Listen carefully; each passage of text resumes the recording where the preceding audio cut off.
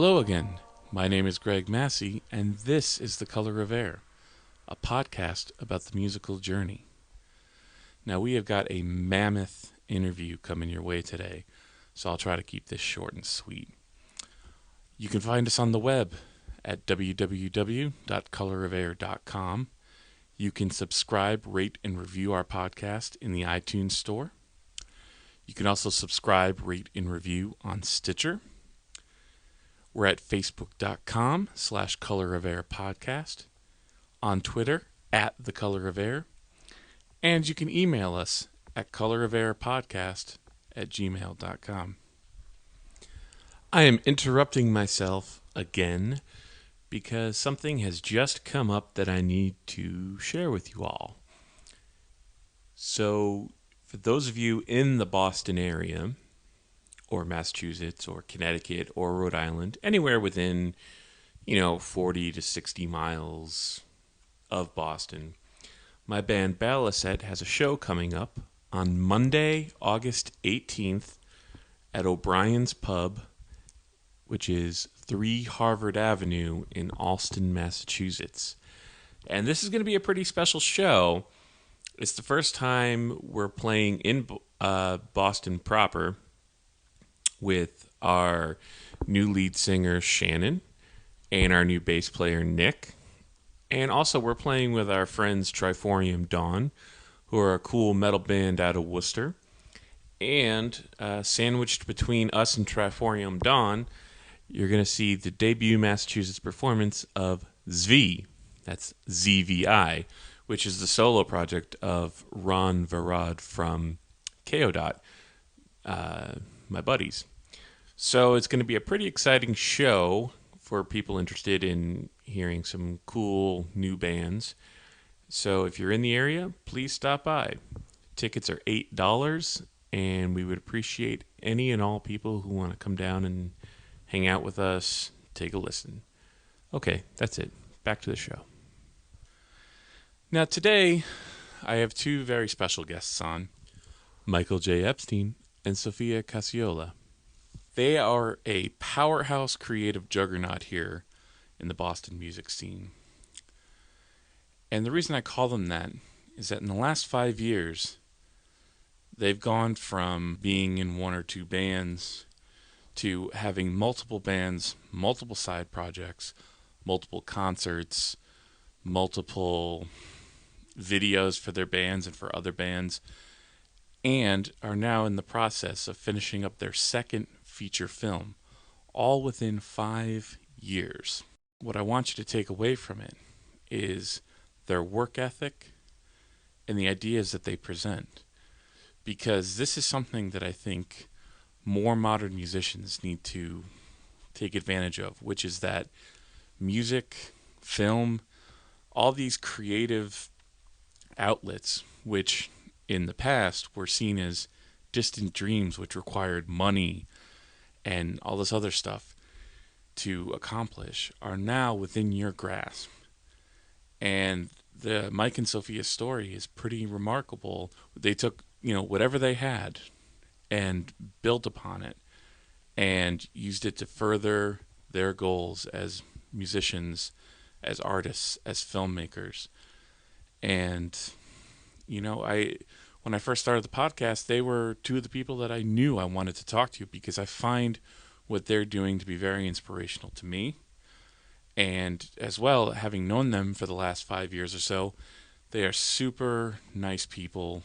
They're always willing to lend a hand to other artists, to offer advice, help out with concerts, help out with other performances, helping out with charities, sponsoring Kickstarters. They exemplify what a Boston music scene band should be doing, which is, having your ideas, getting your ideas out there, but also not forgetting that you are part of a community and really helping to further your own ends as well as furthering the community as a whole. And I think that's something very commendable. And as I'm recording this, I found out on Facebook that Sophia had recently gone through a back surgery and is recuperating nicely. So I do want to send my best to her, and I wish her a speedy recovery, so she can get back out there playing drums and doing what she loves. But for the time being, enjoy the music, enjoy the interview, and we're going to start off with one of their bands called Do Not Forsake Me, Oh My Darling, which is their two-person band, Mike on bass, Sophia on drums and vocals, and every single song is based on an episode of The Prisoner. And you'll hear more about that throughout the course of the interview. And later on, I'll play you a track from their garage rock side band, Darling Pet Munkee, as well as finishing things up with a track from the Michael J. Epstein Memorial Library. And as pretentious of a band name as that is, you'll come to find out, Mike is the furthest thing from pretentious and is really one of the nicest people. And Sophia. They're just two of the nicest people. I can't say that enough. They've been a pleasure to hang out with over the years, and also they're my first guinea pigs for recording mobile. You know, bringing my handheld recorder with some microphones and doing some interviews in person as opposed to on Skype. So I will put a little disclaimer here that there's a little bit of a glitch where Mike and Sophia's channels, their mics, are split, panned hard left and hard right. So if you're listening to this on headphones, it's going to sound a little weird at first, but you'll get used to it. And hopefully you have both sides of your headphones working. Otherwise, you're not going to get the whole conversation. But anyway, on with the music and on with the interview. So this first track is Episode 1, Arrival.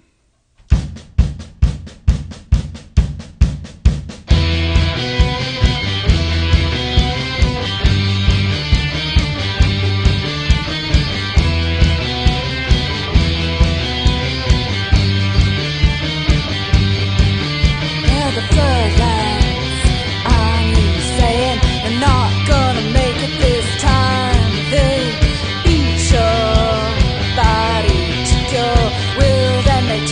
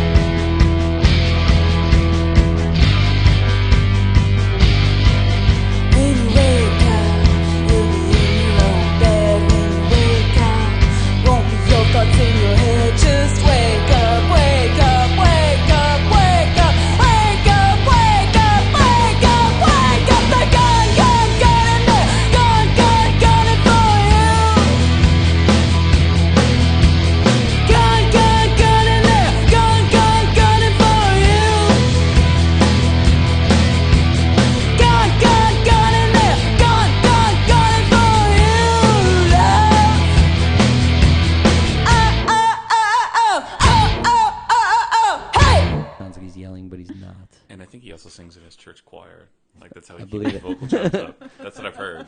I believe it. I believe Australia it. must be a very weird place. Australia. Well, apparently he's down in Florida.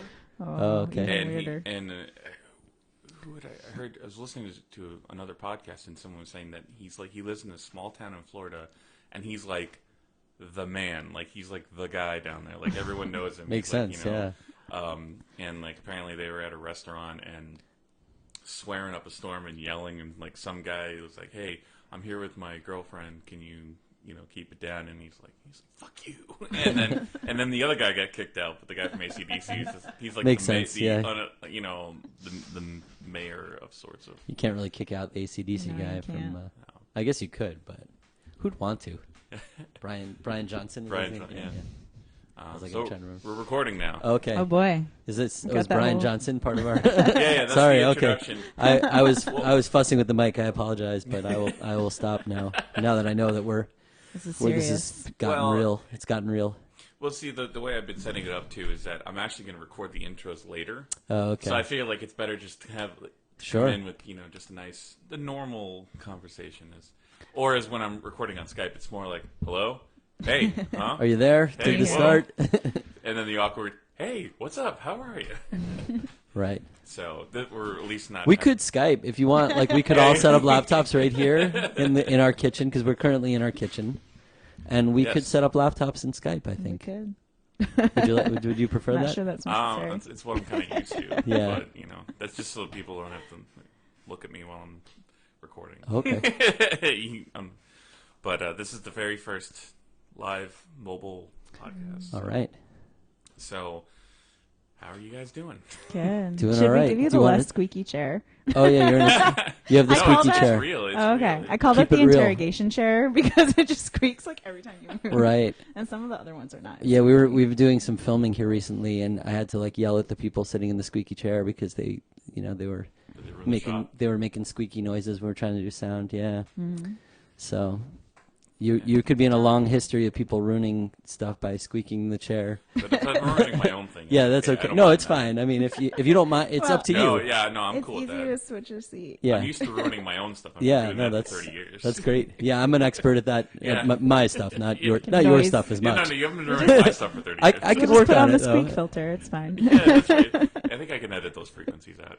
Yeah. Do you want us to say who? Should we say who we are, No. or no? It's No, secret. that's going to be introduced before. I see.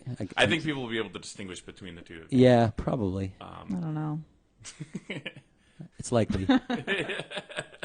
I'm less blonde, and I have less stylish glasses. I They're have pretty more stylish. beard. Pretty stylish glasses, right? Yeah, I picked those out for you. Yeah. Of course they're stylish. My glasses are pretty stylish, but not as He was stylish. so annoyed because I as was like, Sophia's. these are going to be your new glasses. And he didn't even really like them. I was like, I have to look at you. Like, so fine. therefore, you'll get the glasses. I figured I want. really don't look at myself very much, nor do I have much interest in looking at myself. So I figured if Sophia preferred to see They remind these me of Cary glasses, Grant. then it made like sense. those It made 50s. sense. Yeah, no, it makes, Famous 50s Right. it makes complete sense. I don't really care. So So the funny thing is that the first couple of interviews I did, I prepared carefully prepared notes about things I wanted to talk about. Sure. And as I was prepping for you guys, I was just kind of like, well, I gave up the note thing a long time ago because I was just like, Yeah, forget notes. yeah, who cares? This is conversation. I'm not a David Frost. That's right. But you guys were definitely top of my list when I first conceived of this, because like, and having known you guys for like 5 years now or something like that, there's just been so much you guys have done, and it's like I don't even know where to begin. We don't. When people ask us what we do, we don't know where to begin. I know. Like, It's, well, They're like, "What are you working on?" And we're like, "What are we working our on?" brains just start to melt. It's a lot of stuff. Basically, it comes down to this: we have to keep ourselves entertained, and hopefully, while we're doing that, we manage in some way to entertain some other people. That's our kind of our goal. But I think first priority is that we have to keep ourselves from going crazy. So we make a lot of stuff.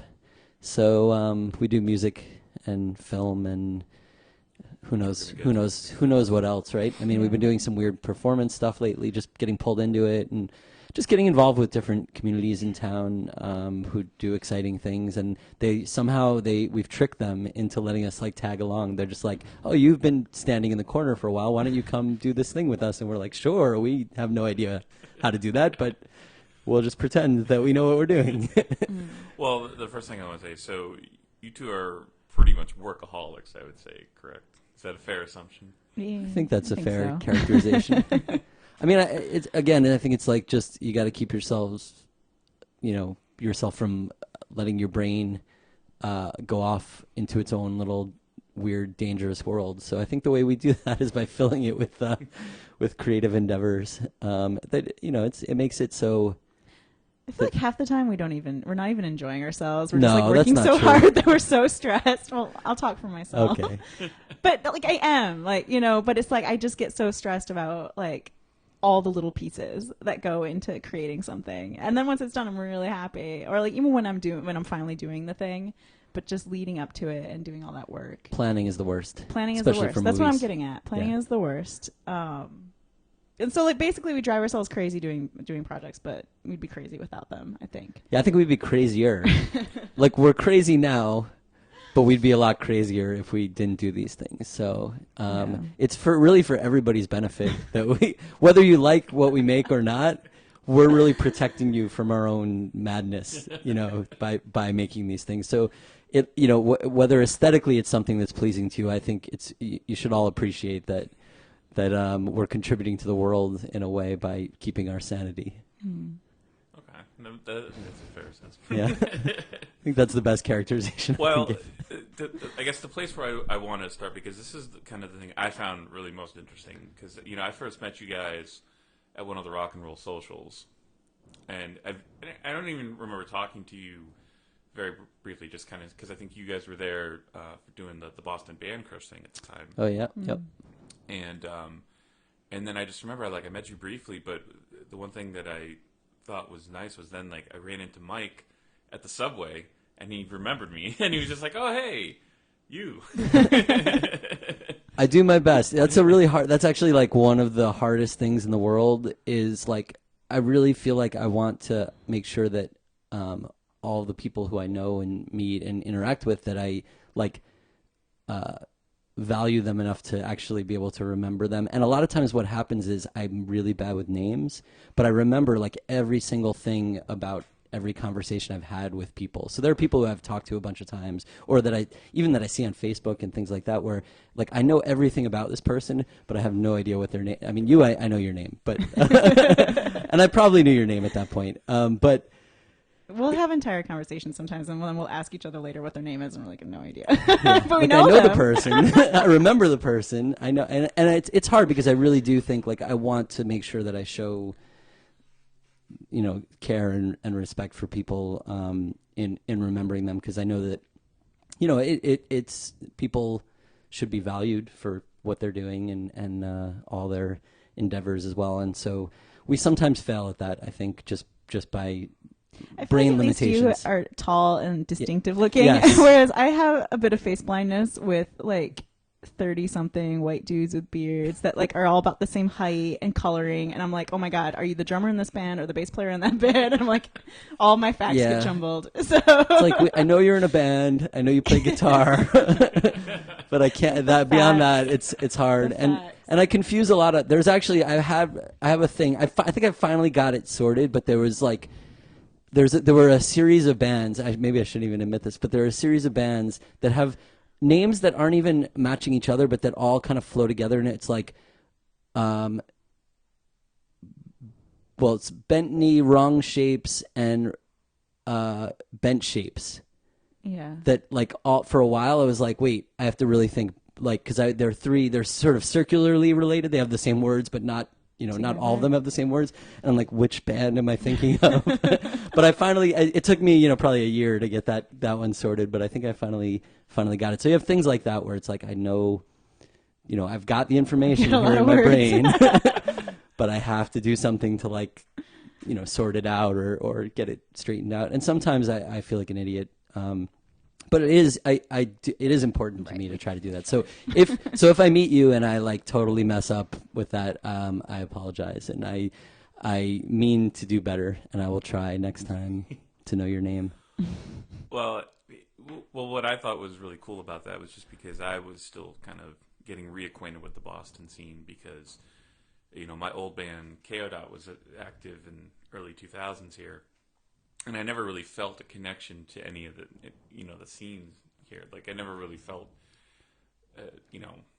connected. And what I felt, but the cool thing I thought about, meeting you guys is that not only were you like, oh, hey, what's up? But you also, when you found out I was in a band, you found out I was releasing an album. And at that time you were doing the kind of grassroots radio promo campaign. Right, right. And, which to me made so much sense, just in terms of, I could pay someone $1,500 to ship 300 of my CDs across the thing and maybe, try to get them to play it once or twice. Right. But if, why not just do that as yourselves as an artist, a collection of artists. And I thought that was a really cool idea. And for those of you who don't know what I'm talking about, so no, when Mike and Sophia had organized was, 3 or 4 local bands basically pooling together CDs, a certain amount of CDs, and you gathered all the radio contact information. And it's basically just split the cost between the bands for the mailing, which ended up being like $200 per band, or less, which is ridiculously cheap for a promo campaign. Well, at that point, I mean, it's a little more expensive now, but at that point, to mail one CD, I want to say was like $205, and to mail, I think 5 CDs was like $215. Yeah, so it was like a 10 cent stupid. different price on postage. And I think it made a nice package. Like, here are 5 cool bands from Boston, nothing to do with each other, really, and they all sound totally different, but they're all really good. And so, like, it made like a little nice letter. Like, here's what's up in Boston.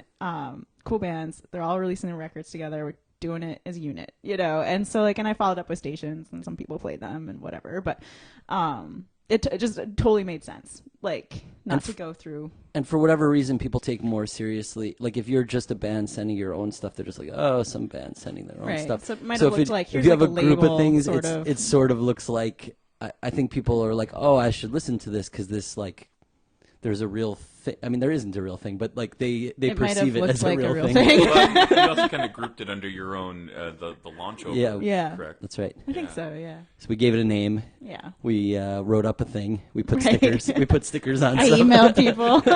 It seemed like a real thing. Oh, and you had us all record station IDs too. Yes. Yeah, we did station That's IDs. cool. I Yeah. forgot about that, but we did. Yeah, that's always been a fun thing. Is just trying to Stations send. really appreciate those. Yeah. They're used to. I don't even know what's not going on radio anymore. Yeah, me neither. They definitely don't want CDs, I don't think. No. But It's tough.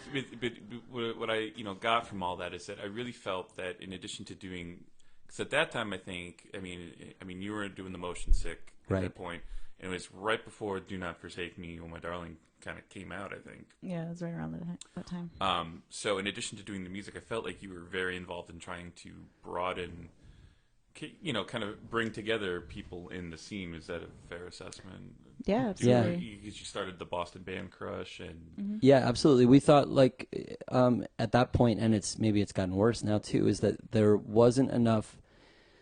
There was there's good media in town, but there wasn't enough for kind of starting bands to really get even just a few, just a little encouragement. I mean, whether a post on a blog that we created was going to drive thousands of people to the show or not, I think it helped bands feel like they were being supported and helped encourage them to continue what they were doing and kind of try to grow that.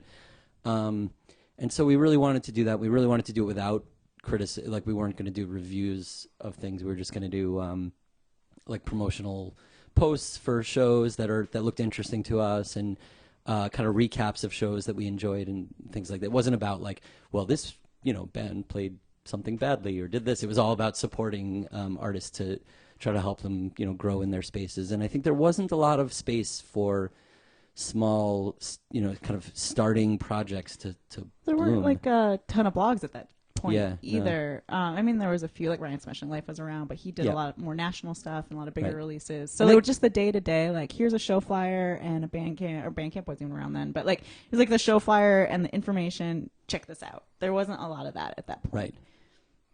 But. And as as the years have kind of progressed, because I know you guys left Boston Band Crush, and eventually I know that went away at one point. But do you feel that in the wake of these things, kind of opening the gates, do you feel that it kind of paved the way for more local, like independent local media kind of things to spring up? Yeah, I mean, I would be hesitant to say that we paved the way, because I think lots of people were contributing to that process. I don't think it was that, like nothing existed and then Band Crush came and then, no. But no, I just want to be careful about Right. about taking too much credit. But no, I mean, I think we were part of a group of blogs and sites that were kind of doing that, and there are a whole bunch now that are doing more, and we see kind of new ones popping up every day, and it's great. I mean, I think that's what I love. I love Right. seeing people supporting stuff. I mean, we've had really, I think I would call it really devastating media destruction in Boston in many ways, with like the loss of the Phoenix and some other things. So the Phoenix was one place that really did a lot to kind of cover stuff, and some things have cropped up. Like I think Michael Murata, who was really doing a lot of work at the Phoenix at that point, has Vanya Land now, and he's doing a lot of great work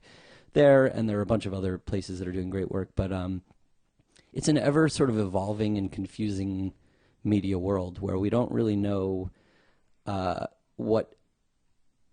how the media sort of influences things. I won't get into it too extensively, but I sort of have this belief that people aren't really that good at evaluating whether artists are doing important work or not, and they sort of rely on media coverage. So, I might like your band, for example, but when I see your band get written up in the Globe, I'm like, oh, okay, not only do I like your band, but it's a real important. thing. It's important. And I know that sounds very silly, and people probably, including me, all feel like, oh, why should we have that? Why should that matter? But really, there's a sort of psychological association with that kind of like, named coverage. So you have something like the Globe or the Phoenix or the Herald, where Jed Gottlieb is still doing quite a lot of coverage. No, I think you're completely right. I mean, I see it a lot with my friends. I have a lot of friends in kind of the New York kind of dark music, avant, whatever scene is going on up there, and yeah, it's a big deal. A lot of them are on. If you happen to get on for instance, like Profound Lore, which is a big label for some of them, the guy who I was talking to, a friend of mine who's on that, and he said, yeah, well, this guy's worked for years to know people, so when you get on that label, he's able to push you to kind of the right people, and that's why you see some of these bands popping up on Pitchfork or other kind of streaming kind of sites, and it gives the illusion. I mean, I don't want to say the illusion because these bands are really good, but like you said, it gives a kind of recognition to your music that you would not normally get if you just kind of Absolutely. Right. And that's streamed been the it on job your own of- website. Right, and that's been the job of a publicist all along, but now it's a label or a publicist. And we've benefited from lots of things like that, where like, so my band, The Motion Sick, it was actually a studio project when we made our first record, Herbillion 15, and I was basically like, I'm going to retire. I'm done with music. I just want to make this studio project, put it out in the world, feel like I've recorded my songs well, and then I can move on with my life. And I made the record, and I just, I'm like, I'll mail this out to a million places and whatever, who cares? And then it got picked up by Spin. So, like, one person who happened to be, like, probably an intern at Spin happened to, like, receive the package and, like, opened it and happened to decide to, like, pop it into the CD player and happened to really like the first song on it. I mean, like, and I say that with no delusion that any of this is really anything other than luck. Right. It hit the right person who happened to like this thing, and then we got a whole bunch of coverage in Spin, including like a Band of the Month thing, and so we didn't. What's interesting is that coverage alone doesn't necessarily sell a lot of records or anything like that, but immediately people are like, you're a really important band. You are in Spin. And it's like, I am the same idiot I was, 3 months ago when I was like, I'm retiring But it from definitely music. helped with booking. Oh, it helped a ton with booking. Like, we were able to book tours. We were able to, do stuff in town that we never would have done. We were able to get way more press because we're like, we were in Spin, and they're like, oh, we want to write about you too because you're important, obviously. Yeah. I mean, I think, like. We've never been in Spin again. No, we actually have. Well, the Motion Sick was. Maybe. Spin is gone now, right? Well, yeah. I think so, right? It's actually totally gone, I think. Well, it's web. I mean, it's not. There's no print anymore. So it's things like that. And for "Do Not Forsake Me, Oh My Darling," we ended up in Time's list of the best videos of the year. And I think, again, it was luck. It's basically like people are like, oh, who did you know at Time, or who did you like? Our naysayers are like, People are who like, did you bribe at Give Time? me the email of the guy at Time. I'm Yeah. like, I don't have his email.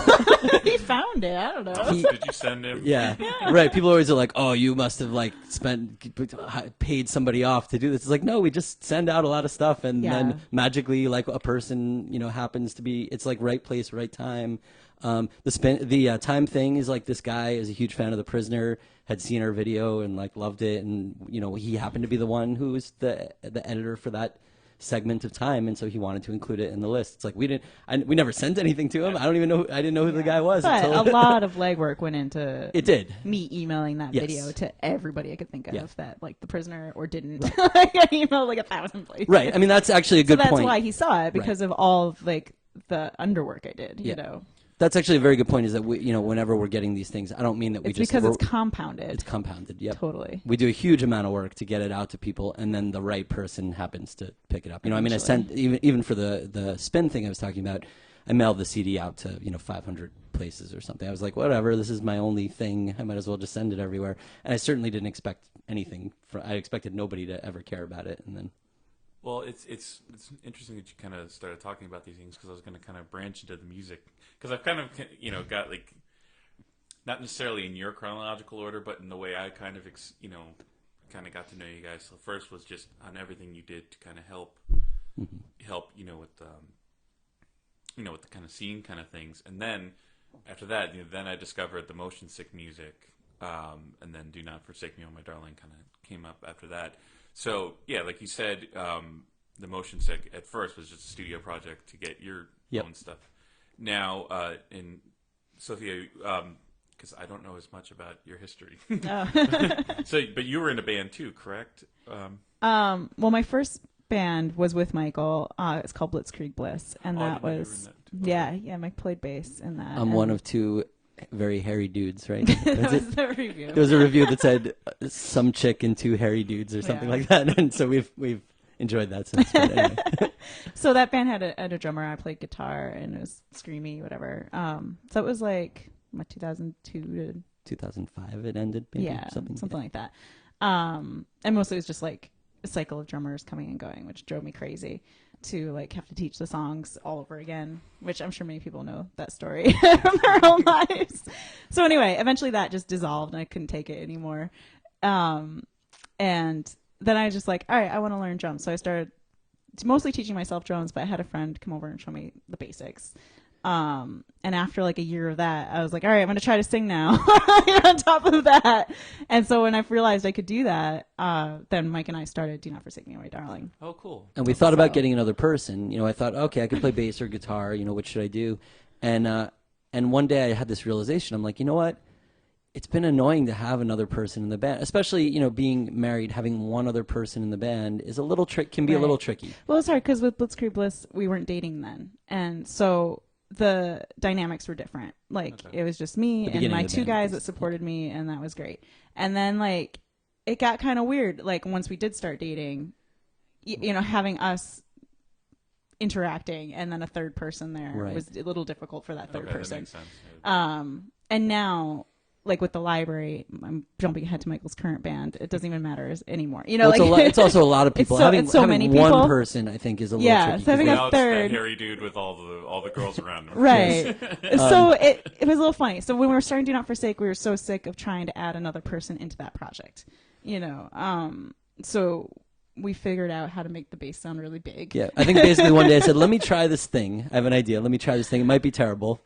And then I tried it. I'm like, it is kind of terrible, but I like it. And we kind of explored. I love dissonant, grating sounds. Yeah, so me too. No, I was like, this is great. I think that was the first thing that kind of drew me to that, because I'd known the motion sick, and then when I heard that, I was like, it's totally different. Yeah, really the cool. motion sick's like super poppy. Right. And then this is all not really D minor. Yeah, I know. And so I was like, okay, these guys have a lot going on creatively, or they have a lot to say. Right. Well, it's always been like we always needed our own, because we met as songwriters. You met at an open mic night, correct? Yeah. I think I read that like a long time ago in an interview. Yeah, we would all go to the open mic on Tuesday nights. At Club Pessim. At Club Pessim, and we went every week. And it was like always like that morning I would write a song and I'd bring it there that night. And it was like, and a lot of people did that or like wrote it that week and were like, I'm going to showcase my new stuff. Yeah. So it was like really like a songwriting like hub of like, I don't know. It was like really my education. It really pushed us all to work hard too, because Right. you're motivated. You know, if you're not playing shows or doing something, you're just like, why am I going to do any? Why am I going to practice? And I or had just write? moved to Boston. I Yeah. didn't know anybody. I didn't know anybody to start a band with. So I was like, all right, I'm going to do this myself. And so anyway, so eventually that led into us like playing shows together as solo artists and then as bands together and stuff. So anyway, Do Not Forsake and Blitzkrieg were always my songwriting projects, and then Mike has always had his songwriting projects. Yeah, that's what I always kind of got always, the feeling about. Yeah, like been supported of in different ways, but we both have needed our own outlets for our own voices, you know. Right. that makes sense. Well, I mean, I think that's a really cool dynamic to have because that way it's not that, you know, you're like, okay, this will be my project, and then you'll say this is my project, and then you know you each are equally supportive to the other. Right. And, but you know that is a very important thing to have kind of different. Yeah, I mean, I think our songwriting styles are so different that it never made sense to combine them. Right. And at times we've wished that it's just been like, just could we be one wished it was band. easy Yeah. enough to combine them, Yeah. but just you know they're different. Yeah. So. But more and more, so we didn't mention the current band, the Michael J. Epstein Memorial Library, but in that band, you've actually ended up writing Couple songs. lyrics and you know things more actively. It I started didn't out as want me. to. It started out as me kind of bringing songs to the group, but I've been really happy. They've been really just like wonderful to work with, and it's been expanding more and more into like collaborative writing, and I think almost most of what we do is collaborative at this point. These days, yeah.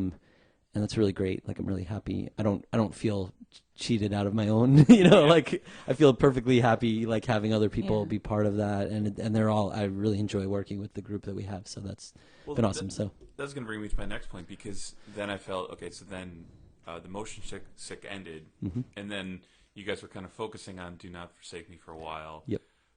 And then it seemed like every couple months something new popped up. So so you had, and then so what brought about the space balloons? all right, what did bring Well, about? it really Oh yeah, started. There's this character about town, Rob Patillo, who does like a TV series called Quiet Desperation, and it's been on TV, it's been on the web, whatever. He was trying to pitch this like adult, like a children's show for adults, and so he called us up to help tape the pilot, and he's like, "Do whatever you want." well, it was kind of based a little bit on the Little Prince. So he was this Right. character who had left Earth because people kind of picked on him, I guess. They were kind of mean to him. And so he left Earth and he lived on this other planet that was like a space hub. And so the idea was that different people from all over the universe would like stop by and be like, "Hey, Rob, how's it going today?" And so the show was called Worried All the Time. And so he's like, "Do you want to come and like do something? Like really basically whatever you want, more or less." And we had been doing all the prisoner stuff at that point, and so I can't remember, maybe even Warren said like, "Oh, you should incorporate the balloon into it." And so we're like, "Yeah, that's cool because it ties in what we're doing." And we had and these we had the prisoner capes. capes made already. So we're like, let's just like, yeah, we'll just throw that. And we had probably a week to do this, Yeah. right? So in that week, we basically said, okay, we're inventing these characters from a planet called Balloononia. We're going to write a couple of songs that we'll lip sync to, you know, at this show taping. Rather than perform them live, we'll like make studio tracks and lip sync to them. And that'll be our contribution to the show. And we figured that would be a one-off thing. Like we didn't really expect that to continue. And we did that. And I'm not even sure why we continued. we it. just had fun. But anyway, was fun. We roped in our friend Joe Cowan, who we knew from our open mic days. Really great songwriter. Jay Crafty, Jay Crafty. sometimes known as Jay Crafty. And we wrote whole albums worth of these children's songs. And they're all like, we're from this planet called Balloononia, and we travel around in the rover from the prisoner, basically, our balloon Yeah. that's powered by grapes. Like, there's this whole mythology. Yeah, to we the basically characters. just created a whole story about, like, I mean, it's a typical kind of like, I think kids love this sort of like fish out of water thing. Like we're these naive space travelers and we think Earth is really weird because our customs are completely different. Like, for example, we choose our president by whoever has the cleanest socks. And we're like, what is this voting thing you do? Like, that's very And confusing. mustaches are And mustaches are pets very and- important, right? grapes. Yep, we eat grapes. And our fuel. It's fuel also. Yeah, it's fuel. So, you know, it's kind of like It's fun. our gibberish version of like. But our friends, like little kids, seem to love it. So I don't know. So we probably do another record eventually. But. Yeah, we actually have a whole. We were like, we should make a TV show out of it. So right, because the Worried All the Time kind of dissolved. Yeah, it didn't really go anywhere. And so we taped an entire pilot of a TV show. Of all of our, it's kind of like music videos for all the songs with a little interludes. I mean, it's meant to be. I was very influenced by like the stuff I used to see on Nickelodeon and PBS, like as a little kid. That was like super low budget. I just thought like, okay, I like that shabby chic aesthetic. Yeah. It's kind of fun, and we don't really see that. You know, I mean, I guess like Yo Gabba Gabba and other things are sort of bringing that back. But I thought, well, that would be really fun to do this like weird space travel thing. Make music videos about these strange songs, and so we've taped all that, and it's been kind of like sitting on a hard drive for, Keeps for a long getting time. pushed the priorities. Well, I mean, and there's a very good reason for that, which we're also going to get into, especially when you're talking about video projects, because I think that's a whole other conversation, right. section of the conversation. But I do that. So, what brought about the prisoner thing for "Do Not Forsake Me, Oh My Darling"? Was it just your favorite TV show, and you just? It's funny because like we had heard about it a lot. Like, you know, it's just one of those things. Like, you like sci-fi, you should watch The Prisoner. And we finally sat down and watched it right at the inception of Do Not Forsake Me. So they were kind of happening at once in my mind. And Mike was like, "Let's steal a lot from the show." Well, no. I mean, well, you were already writing these songs, and we love this sort of like well, that's the thing. I wasn't writing love songs. I was writing these weird songs about like this character that's kind of trapped, and like, you know, I was writing these very paranoid songs. Yeah, so. and fighting this sort of like impossible, unknown force, and the fashion and style aesthetic of like that late '60s is my 60s. favorite. Yeah. I love like the Batman TV show and all the, you know, Avengers, all those shows that were around 50s, 60s, you know, into early 70s, Mission Impossible, those kind of things. I love the like aesthetics of them, the sort of way the drama unfolds in them, and all those kinds of things. And so I think, you know, you were like, this is the character I'm already like interested in writing about. This is what I'm thinking about when I'm writing these songs. So we sort of talked about it and decided to kind of like formalize that thing. We thought like, well, and this is a tricky thing because we knew a lot of people who did like Harry Potter bands and those kinds of things. And we're like, we don't want to do something that's like so niche that like you can't enjoy it if you're not familiar with The Prisoner. Right. Mm-hmm. So we're sort of like, let's do this thing where we kind of, the songs are inspired by The Prisoner, and Sophia can tell you kind of how she approaches that.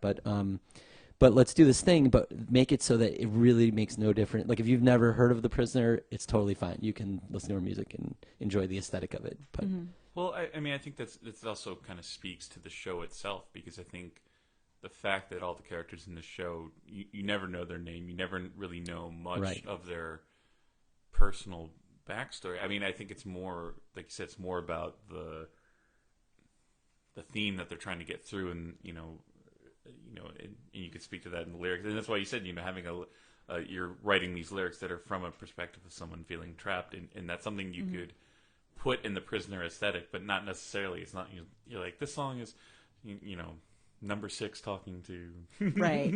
all the other. Yeah, I never wanted to do that. Like, I try to drop in nuggets of like, here's something really obvious, like for the Prisoner fan, one of the songs is "You've Just Been Poisoned" is like the chorus, and that's written on the mug in the scene. So like I try to do that a little bit, but I also don't worry about it. Like, so usually my process is I'll just rewatch an episode and like take a few notes of things that are said or whatever, and then I'll digest it. But it's really just like the feelings of it for me that more come across in the songs. Right. We didn't want to do like, here's a song recapping that's like a the synopsis. show. Here's what never wanted to do this that. week on The Prisoner. Yeah. And there are a couple of songs that have things like the that one and the general, where he keeps asking it why. Yeah, he basically and it, like, melts the computer. I love episodes from the 60s where they melt the computer. They out-logic it, like Kirk does that in a few episodes of Star Trek. Right, like, they ask it a philosophical conundrum. Let me out-logic this computer. It's like such a 60s thing. They're so scared of like the computer. And it breaks so easily with like a simple philosophical conundrum. It's like some paradox, and the computer's like, smoke is coming out of it. Like, I love that. So yeah, there's that one, and then like the chimes of Big Ben, like it opens with the actual the notes of the chimes. Right. Yeah. So there's things that I throw in there, like here's an obvious reference for you, you know, you person that knows what we're doing, and then the videos are often more of a callback to the show, and that's just so fun. Well, we love the opening. I mean, like you said, there's so little in the show about backstory. In fact, the whole backstory is in the 2 minutes of the opening. That's my favorite. Exactly. That's the whole thing. Yeah, that's like the greatest thing in a TV show ever is that like the only backstory you get is in the opening sequence, and it's like a really, really dense, interesting opening sequence where you're like, what are all these things, and like how do they all fit together? And we love that so much, and that was the whole way the story worked. That we were like, I mean, I guess as you know, we were like, let's make a video where we recreate this thing because it's such an amazing. I mean, it's my favorite opening of a show by a million miles. I don't need not It's even. one that you can. It's it's one that you can kind of watch over and over again. I find that,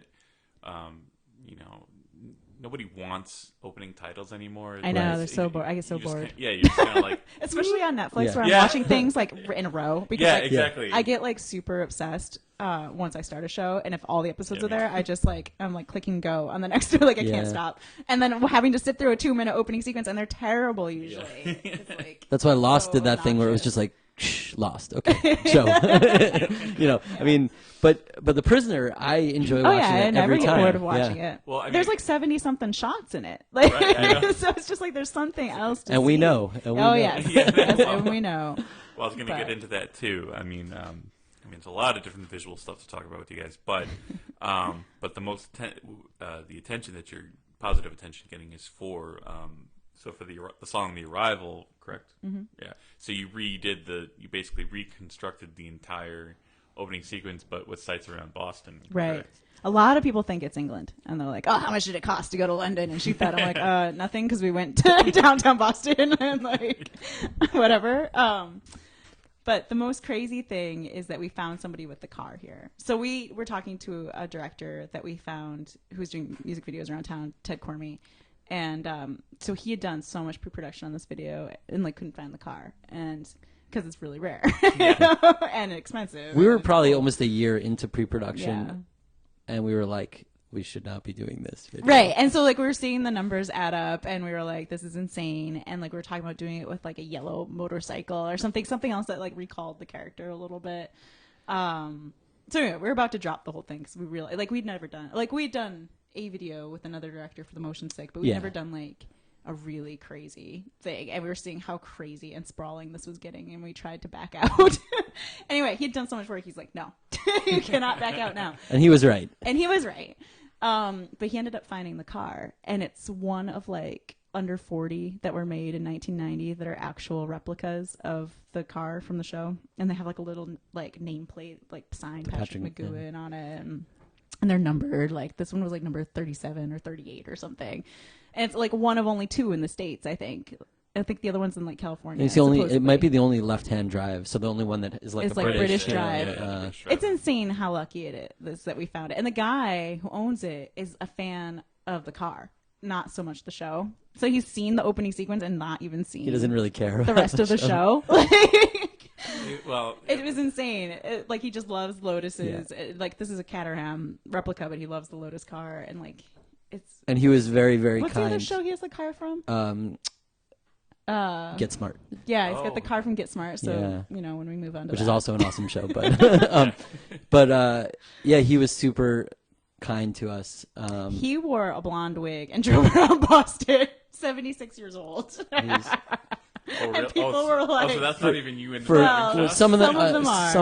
Some. but there's some where it was like actual driving in the city, and I'm like, I'm not doing that. Yeah, He Well, didn't want me to do it, and not I a didn't want to safe- do it, yeah. and I can't drive stick, so. But he was Forget super it. nice about like he's like, yeah, we can drive around the city. And he's like, he basically, I think his attitude was like, I have this awesome car. It's not just gonna sit in my garage. Like I'm gonna take it out. Right. So if you want to, bring it out and do stuff with it, like that's cool. And the first day when he was coming to do our first set of shots, it's a really hard car to drive and see anything from because it's really low and It's like so it's low. so anyway he came out of one of the tunnels off the highway Agreed. and kind of like ended up hitting a median thing, like going over a an median island. thing that broke open the oil pan or whatever. I'm not really familiar with cars, but something bad happened and oil was coming out. And so the first day, you know, he kind of got to where we were and the car basically was done. And it had to be towed, and I was just watching it being towed. I actually filmed it because I was like, this is probably all. This is gonna be our music video. It's gonna be this car being towed. It's all over. Like this is the end. It's done. So that happened, and we were kind of like, we felt really bad anyway. You know, that he had agreed to do this, and then his car was damaged. And then a couple weeks later, he was like, "Okay, it's all fixed, and yeah, no problem. Do it again." And he was willing to. He was great. Like he was really he was awesome. kind to us, and so we were able to do that, and So it really, we spent a lot of time talking about the car, but it really made the video, you know? So everything else was also a lot of work. Don't get me wrong, you know. But that was really the important part. I did enjoy the casting of you as and then Thank you. Mike as the Okay. in every single Smokes me villainous out. character. Yeah. Some of the reviews were like, "What? Did you only know one other dude?" yeah, because they were mad that like the same person was playing all of those roles, and it actually does kind of change a bit of the meaning of it if all those people are the same. It's kind of interesting, but I think it's interesting. But I think people didn't realize like we were the only two people in the band. So I don't think they knew we were in the band at all. I think they just thought like we were just random people. Right. Yeah, were exactly. in the right. Yeah, and but mostly it's been a positive response to the gender switch. Yeah, very, very little negative. Almost universally positive response to the video as a whole. And it was one of those things where we're like, if we're gonna do this, this is like super nerd, you know. Yeah. I mean, so where people are gonna pick over this like. Exactly. Like carefully. So that show is beloved. Yeah. So we sat there. We were very annoying to the director because we're like, nope, this is not in the exact right spot, and we have to reshoot the scene. I had it on my computer, like frame by framing it. I was sort of like the continuity check a lot of the times, like the shot check, right. And so I was frame by framing it and being like, looking at like right. And of course the original is a full frame, so it's a 4:3 aspect ratio, and we were shooting 16:9 because everything now is 16:9. So we had to make decisions about like, okay, well the frames are not the same sizes, so how do we, what do we do to make sure that we feel like we're doing it right, but it doesn't look exactly the same? And there were all kinds of problem-solving things, like how do you break the mug on the table when he hits his hand against it? And we would watch it over and over again to try to figure out, like, how did they do this shot? Like, what? And there were things that we, like one of them, it ended up being the rover emerging from the water in the original. We could not figure out how they were doing it. And finally, I found an interview with one of the art people who said they had scuba divers diving underwater with, like, scuba tanks that they would hook the balloon to and, like, fast inflate it and let it emerge to the surface. So we did not do that. Apparently it took an entire day of scuba divers to get that one shot, and we obviously could not afford that, so we had to make other things. And there were a lot of helicopter shots in the original, which we obviously did not have access to a helicopter. So we made our best solutions to all those things. Our poor camera guy was like running up high on a cliff. Chasing to make it look like the helicopter shot. Like we shot in Boston from the customs house to get like the high angle shots, and so all kinds of stuff like that where it's like, how do we solve these problems? I mean, that's all. I think that's what making videos and movies is like. Here's a list of problems.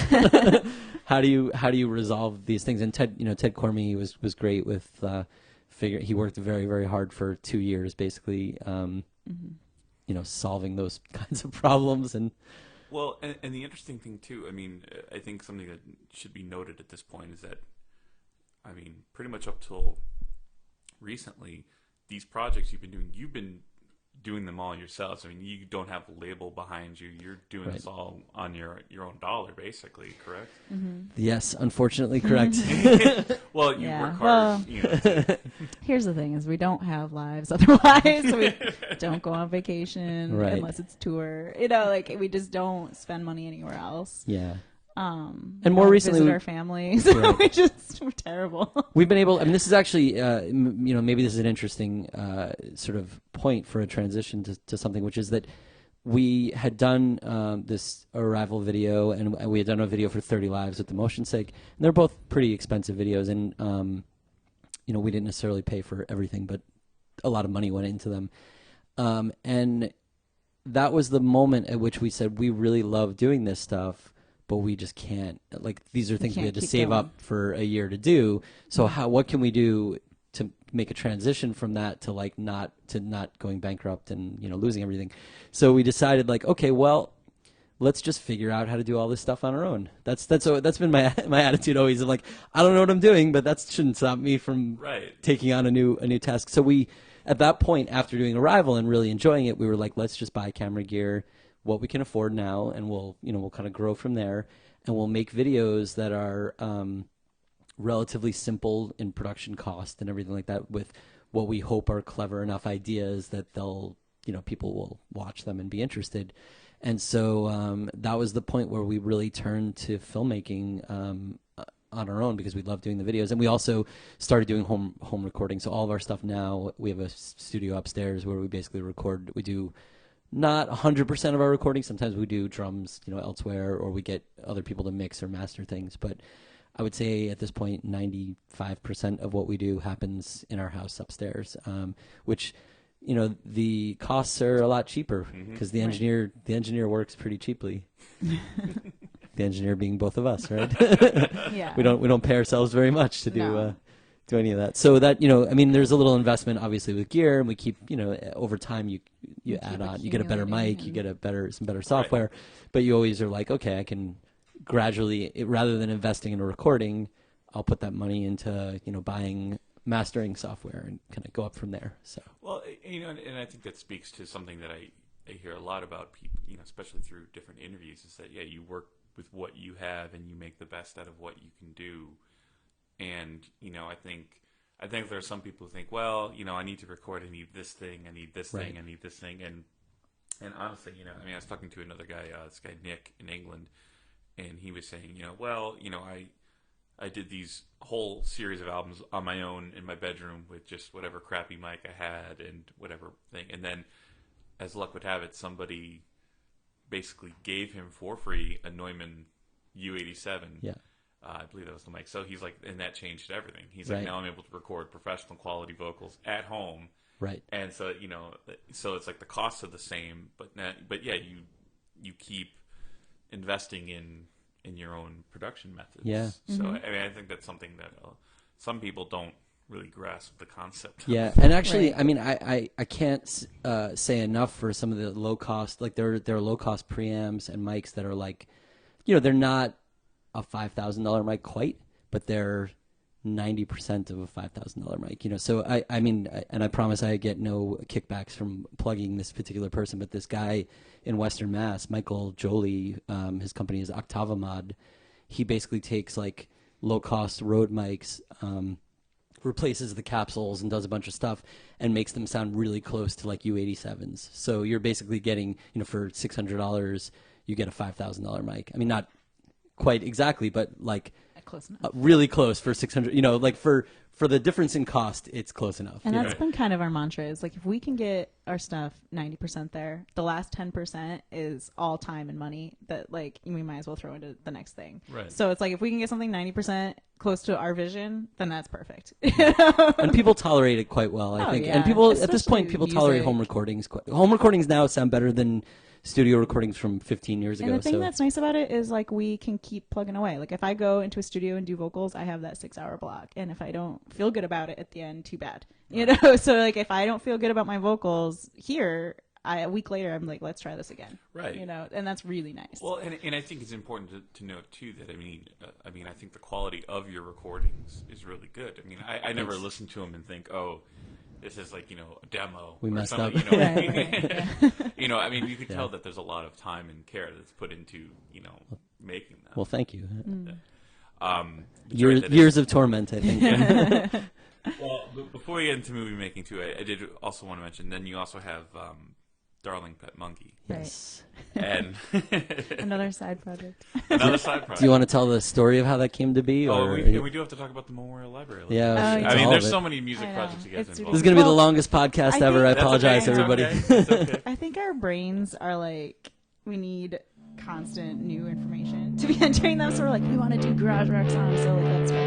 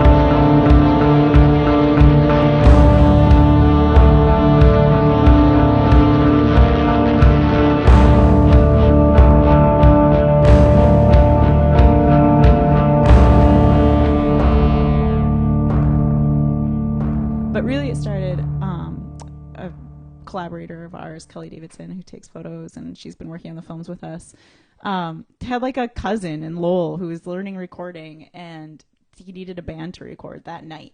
And so we didn't really know Catherine Capozzi very well. We met her a few times. Yeah. You're looking at me funny. No, I'm not. I was like, I agree. Like we sort of knew her. I mean, we were met her a friendly few with times, her, but but we we never didn't really we didn't really know her very chatted well. with her. So anyway, Kelly called the three of us up and was like, will you guys go do this? And we're like, okay, whatever. And so we like drove out to Lowell, and on the way came up with a name, which was a combination of our band names. Do Not Forsake Me, Darling, and her band is Axe Munkee. Right. And also Michael came up with the name because it was from an old comic book ad. So first of all, I love monkeys. So let's start with that. Lay it all on let's the just table. let's get it out. Let's get it out. So I love monkeys. I think they're great. That said, yeah, I've So been there's this like old comic book ad for a squirrel monkey that you can mail order called could mail Darling Pet order. Monkey, and I was like, this has both band names kind of in it. I was like, we could call our band Darling Pet Monkey, and because we needed to write a song in like 10 minutes to Right. so I was like, And what the easiest thing to do is garage rock, and it's something that we all love, but we don't play. You right. know, And so we're like, let's call our band Darling Pet Monkey, and let's write a song about This mail thing. ordering a monkey based on this ad in the back of a comic book, because I've loved comic books my whole yeah. life. So we show up, and the kids are like setting up mics, and we're like writing the song, and they're all Yeah. like, We're like, don't worry, we'll have this in I like did 10 an eye minutes. roll. Like, don't, Yeah. like don't you You keep couldn't setting hear up. my eye roll, We'll be but- good to go in like 10 Yeah. minutes, and we were right. right. It I was mean, we great. kept it simple. Oh, we kept it so simple. So anyway, that was so much fun. And having met Kathy at that point, we were like, all right, she's really an awesome guitar player. Oh yeah. And an awesome person, and such so. an awesome person. And so we're like, all right, let's get together in like 4 months. Because that was like our next Yeah, we were weekend. super busy, right? Yeah. Yeah. And so we had like scheduled a day for like 4 months later, and we got together. We wrote like 5 more songs. And the next day, I think we recorded them. Yeah, here. we set aside a weekend. We said like, yeah. all right, we had fun writing this song in like 10 minutes. Let's, because Kathy was like, oh, we should do more stuff together. And we were like, we're super busy, but what about if we keep this same sort of, idea about it, doing this quick, like nonsense writing inspired by comic book ads. Mm-hmm. And so we set this weekend aside. We said, we're going to do Saturday and Sunday, and Saturday we're going to write as many songs as we feel like we can. And Sunday we're going to record as many songs as we feel like we can. And we wrote 6 that day. Is that well, I think 5 maybe. And then 5 plus Darling the Pet Darling Monkey. Pet Monkey. So we wrote 5 songs plus Darling Pet Monkey on Saturday in a matter of 6 hours or yeah. something like It's that. just a It's sort of day. like a one night band kind of trick. And then Sunday we tracked most of it. We did vocals because we were recording in our house. So I think you had sort of worked through some drum stuff the night before, at least reference drum stuff the night before. And then Kathy came Sunday. We tracked all the. I think maybe I tracked bass before. I don't know. We tracked bass and guitar maybe on that Sunday. And then we had the kind of stuff, mostly done, and then we put down vocals later. But I got a and- great response. And people liked it And because we it's played a bunch of goofy shows. and It's so silly. It's probably the funnest band I've ever played in because like all my bands have been so serious. Like this music is so serious, and it's just so like we're singing about sea monkeys, and like Yeah. X-ray specs, and it's so silly. And we wear these ridiculous outfits, and it's just really It's a lot of fun to write about. we did a bunch those of kinds really things. cheap Yeah. videos, like just showing up on like George's Island and shooting, and showing up at a bar and shooting, and those got like a lot of great attention too. So. Yeah, I mean, we Worked out really really got it was. I mean, the big thing for us was we'd shot the X-ray specs video, where we got like 1 million people to take their clothes off. Because the joke is, if you've seen the X-ray specs ad, it's like you can see through clothes. Like it But was the sort bra of, is still on. the bra, Always. right Yeah, in the ad as well. Safe for work. Yeah. It Go is through safe cotton, for work. Right, but not a bra. right. Because in the ad, it shows it through their dress, like the women's dresses. I mean, it's a creepy did ad, that but in the so we're video. like, we should do that. We should totally make a video where like you put the X-ray specs And that was on. like maybe the first thing where I realized I can ask for anything on Facebook, Yeah. and it's like rubbing a magic genie, and it just shows up. So like 30 people just showed up willing to took their take their clothes shirts off. And I was like, all right. Yeah. I think that also comes from the fact that you guys, like you said, you take the time to get to know people, and so it's like, yeah, you have a whole bunch of friends who, of course, who's Right. not going to want to show up? Right. And they assume we're not creepy. Yeah. Yeah. And it ended up being like I think the people who did it had like a really good, empowering time. Like there were people who Oh, were yeah. like, "I'm going to do this. I'm really like nervous funny about it, but I 'cause want to do it." The and they, men and were they- more nervous Yeah. than Yeah. the women. We're more Yeah. like, whatever, Yeah. Or maybe it's just the kind of women that we got to do it. Yeah. Like, they But were everybody already was super like. self-reflecting. I think everybody was super nice and not creepy. It was great because I was yeah. a little Yeah, nervous it's- about it, But Right. everybody had. It seems like everybody had a really fun time and they were really proud to be part of it. And it was, we purposely were like, we don't want, it's not supposed to be like models, like, we didn't want it to be like a video like that. We wanted it to be like Just some average real people at a bodies. show who look like real people. And it's really funny too, because if you have the X-ray specs, theoretically, you shouldn't even be seeing. You should just be seeing what the bones, right? Well, it does both, right? So it's not really a sexy thing. No. Well, that's the thing. In the ad, it does both. It shows because they show looking at his hand, and it shows the bones, and then it also shows seeing through somebody's clothes. So it's implying, but that basically I mean, it makes no sense. None of it. No, I know it's not supposed to make sense. Right. So for the band, though, that's what we did for the band. Is that when they looked at us through the X-ray specs, you could see us in skeleton outfits. So we were visible rather than being naked. I don't know. Maybe we would have been naked, but it was funnier also just to do it like we turn into what Darling Pet Munkee the band looks like. Our outfits, like we look like normal people, then you put the X-ray specs on and you see us like in our band outfits, and then the other people in the audience all are like in their underwear. And what ended up happening with that video, which we were like, this is a funny, it's not really super well made, but it works. I think we Joe Cowan, our friend, helped a lot with shooting it. He saved my butt because I didn't know what I was doing. And we cut it together, we put it out, we did it pretty quickly, and then Mark Frauenfelder from Boing Boing just like really took a liking to the band, the concept of the band and the video. And I had just seen a post on Boing Boing about this book called Mail Order Mysteries that was covering these items in the back, and I commented on the post. I was like, oh, I love this. This is great. I'm in this band that we're doing this like goofy thing where we're writing songs about these items. Like I love what you're doing. I'm also a fan of this stuff. Right. And then he like right away basically like contacted me and was like, oh, I love what you're doing. And so he started posting about it. And so we, that video got like 50,000 views like quickly which is crazy because it cost, I don't know, maybe we spent like 200. We bought every pizza that day. Yeah. We're like, you're taking your clothes off for us. We will we will reward you with pizza. Yeah. we want to do something, but like it basically cost no money to make. And so we had fun doing that, and Kathy's awesome to work with, and we just play once in a while. We don't really rehearse regularly. We made a second record because we were like, that was fun, let's do it again. Yeah. And we did the same thing. We wrote it relatively, it took a little longer, but we wrote it relatively quickly. Slower. Yeah. And we've been meaning to do a covers record too, because we cover a bunch of songs live. Yeah.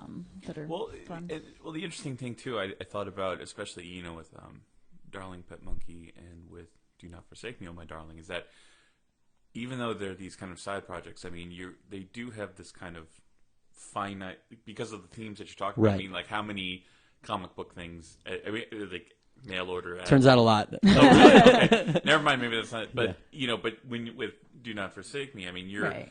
Once you get through all the episodes, then where do you go from there? Right, I don't know. I have a CD release. Then another side project. Right. Well, Do Not Forsake is really my voice, so I'll keep the name and stuff probably. But I have 4 more songs left to write. That's true. I have the release date of February already, 2015. So cool. It has a deadline, and there's 4 left. Well, deadlines are important. So and we want to do a bunch more videos for that too. Yeah. And we like doing project-based stuff. Actually, that's something we've talked about a lot. It's sort of inspiring because it keeps you creative almost. Yeah, it gives you a few constraints, and then you go crazy within those. Yeah, it gives you the chance to explore something, and it's not like you're like, oh, I'm in this band, so I have to keep up this facade of what this band aesthetically and sonically is supposed to be like. You're like, well, I can just do whatever I want, and I think that's. If anybody gets anything out of this podcast, I think you guys are really inspiring to me too, for just personal creative freedom. And it's just like you want to say something, you want to do something, you want to film something, just go out, find a way to do it. And yeah, absolutely. I think that's what we tell people all the time. Exactly. Like, especially with film, it seems like I think musicians are more used to like, all right, I'll just teach myself this instrument and then I'll go record myself in my bedroom, and it's a thing that musicians kind of just inherently, or maybe they've come around to it a lot sooner, But now with film, it's like people are still seemingly waiting for something, waiting for the money to come through, waiting for the perfect camera, waiting for the perfect actor. And it's like, well, stop waiting. Just go make your movie. Like, you got a movie idea, just go make it. Like, that's how we come at it. And I think we come at it like that because we're musicians, so we bring that kind of creative freedom to it. Film is like 3 years. We always actually joke about this, that film is like 3 to 5 years behind on the curve of like, because right now there are all these conversations about how like films online are ruining movie. You know, it's like the Right. same The conversations digital- as music The were internet happening. is ruining like, film, yeah, and it's like there's no money anymore. Yeah. I read this article 5 years ago. It just said MP3 instead of like film. Right. You know, like Yeah. it's the same, but they're now it's just coming up. You know, And in the same film world. conversation of the gear has gotten cheaper. Yep. So anybody can make a movie now. So it was the same conversation with music Oh, a couple yeah. years ago. Right, yeah. Oh, you know, you got your 4-track recorder. The gear is so cheap now. You can do it in your bedroom. That's happening to film now, and it's funny to see because we've been through that. Yeah, exactly. We're like not this one again. And a lot of these Like, people that like are invested in the idea of how film is made are upset, you know, Right. and we're like, oh, but this opens the playground for us, you know. we're busy running by them, so who cares? Yeah. Well, and I know from following you on Facebook, I know you have some pretty strong opinions about Kickstarter. About everything. Yeah. Well, I mean, yeah, about it. I mean, I wasn't. No, gonna, I'm just teasing. Yeah, let's. I mean, that's a whole separate podcast. That's we can start a Michael J. Epstein rant podcast if you want. I mean, That sounds like something I would. you should no, do just- it. I I'm mean, I just- really think. No, I'm just kidding. No, but I know with Kickstarter, I know, and I'm of this mindset too. Is that I've always felt that with my music projects that I feel like you have to be at a very specific point where you ask people to fund your music project because I feel Right. working a day job, like I make enough money with my living expenses to kind of slowly but surely record my own stuff. So I never feel like I have to rely on that. Mm-hmm. And I think you were pretty had strong feelings about that too in terms of musicians. Yeah, I mean, first of all, I'm not telling anybody what they can or cannot do. So, you know, I if somebody wants to do a Kickstarter campaign, by all means. But I think my big thing is that, like, a lot of music projects, you don't have to do it a very specific way. So I feel like if you need to raise money, it needs to be because, like, you really don't have any other choice. That's the way I view. I want to support projects where I'm like, these people have this really cool idea. These really, you know, I want to see this thing get realized, and I know that they like can't really do it unless they find a way to fund it a little more. And I feel like for bands,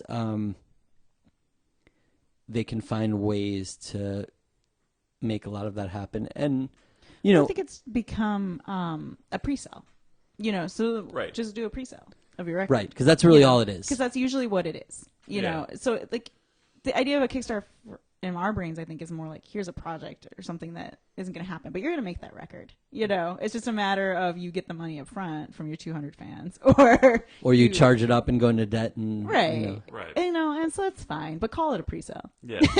And that's okay too. You know, that's not like that's the thing that's tricky. I think a lot of the flaw lies in the way all the Kickstarter and other models actually portray the projects. Like so, and that's what I've written Yeah. some articles about. Like there really are like a few different types of projects that Kickstarter should be differentiating. Okay, and so I think like you know, pre-sale is one of those types of projects, and that's basically like this record is going to be made. We could really use this money up front to help us make it. Would you buy it now to help us do that? That's great. The other one, and the one that I'm most interested in, is really like I have a really cool idea. I have the means, the mental means or something by which to complete this project, but I just need some money in order to you know to pay for things that I can't really do otherwise. And Right. so you know, I like to see those projects framed really separately from the ones that are like, we're making a record, can you help us by pre-buying it? You know, Right. so that's my big thing. And again, I'm definitely not criticizing any individuals for doing Kickstarter projects. I mean, do whatever. Everybody has to do whatever makes their creative endeavors happen. I mean, that's Right. no doubt. I'm never discouraging Right. creative endeavors. Like people should be making stuff all the time. And if Kickstarter is the right thing, and if your fans and friends and family want to give you money to do that, then awesome. Like congratulations. Also, you know, Kickstarter money isn't donations, and it isn't Right. It isn't random.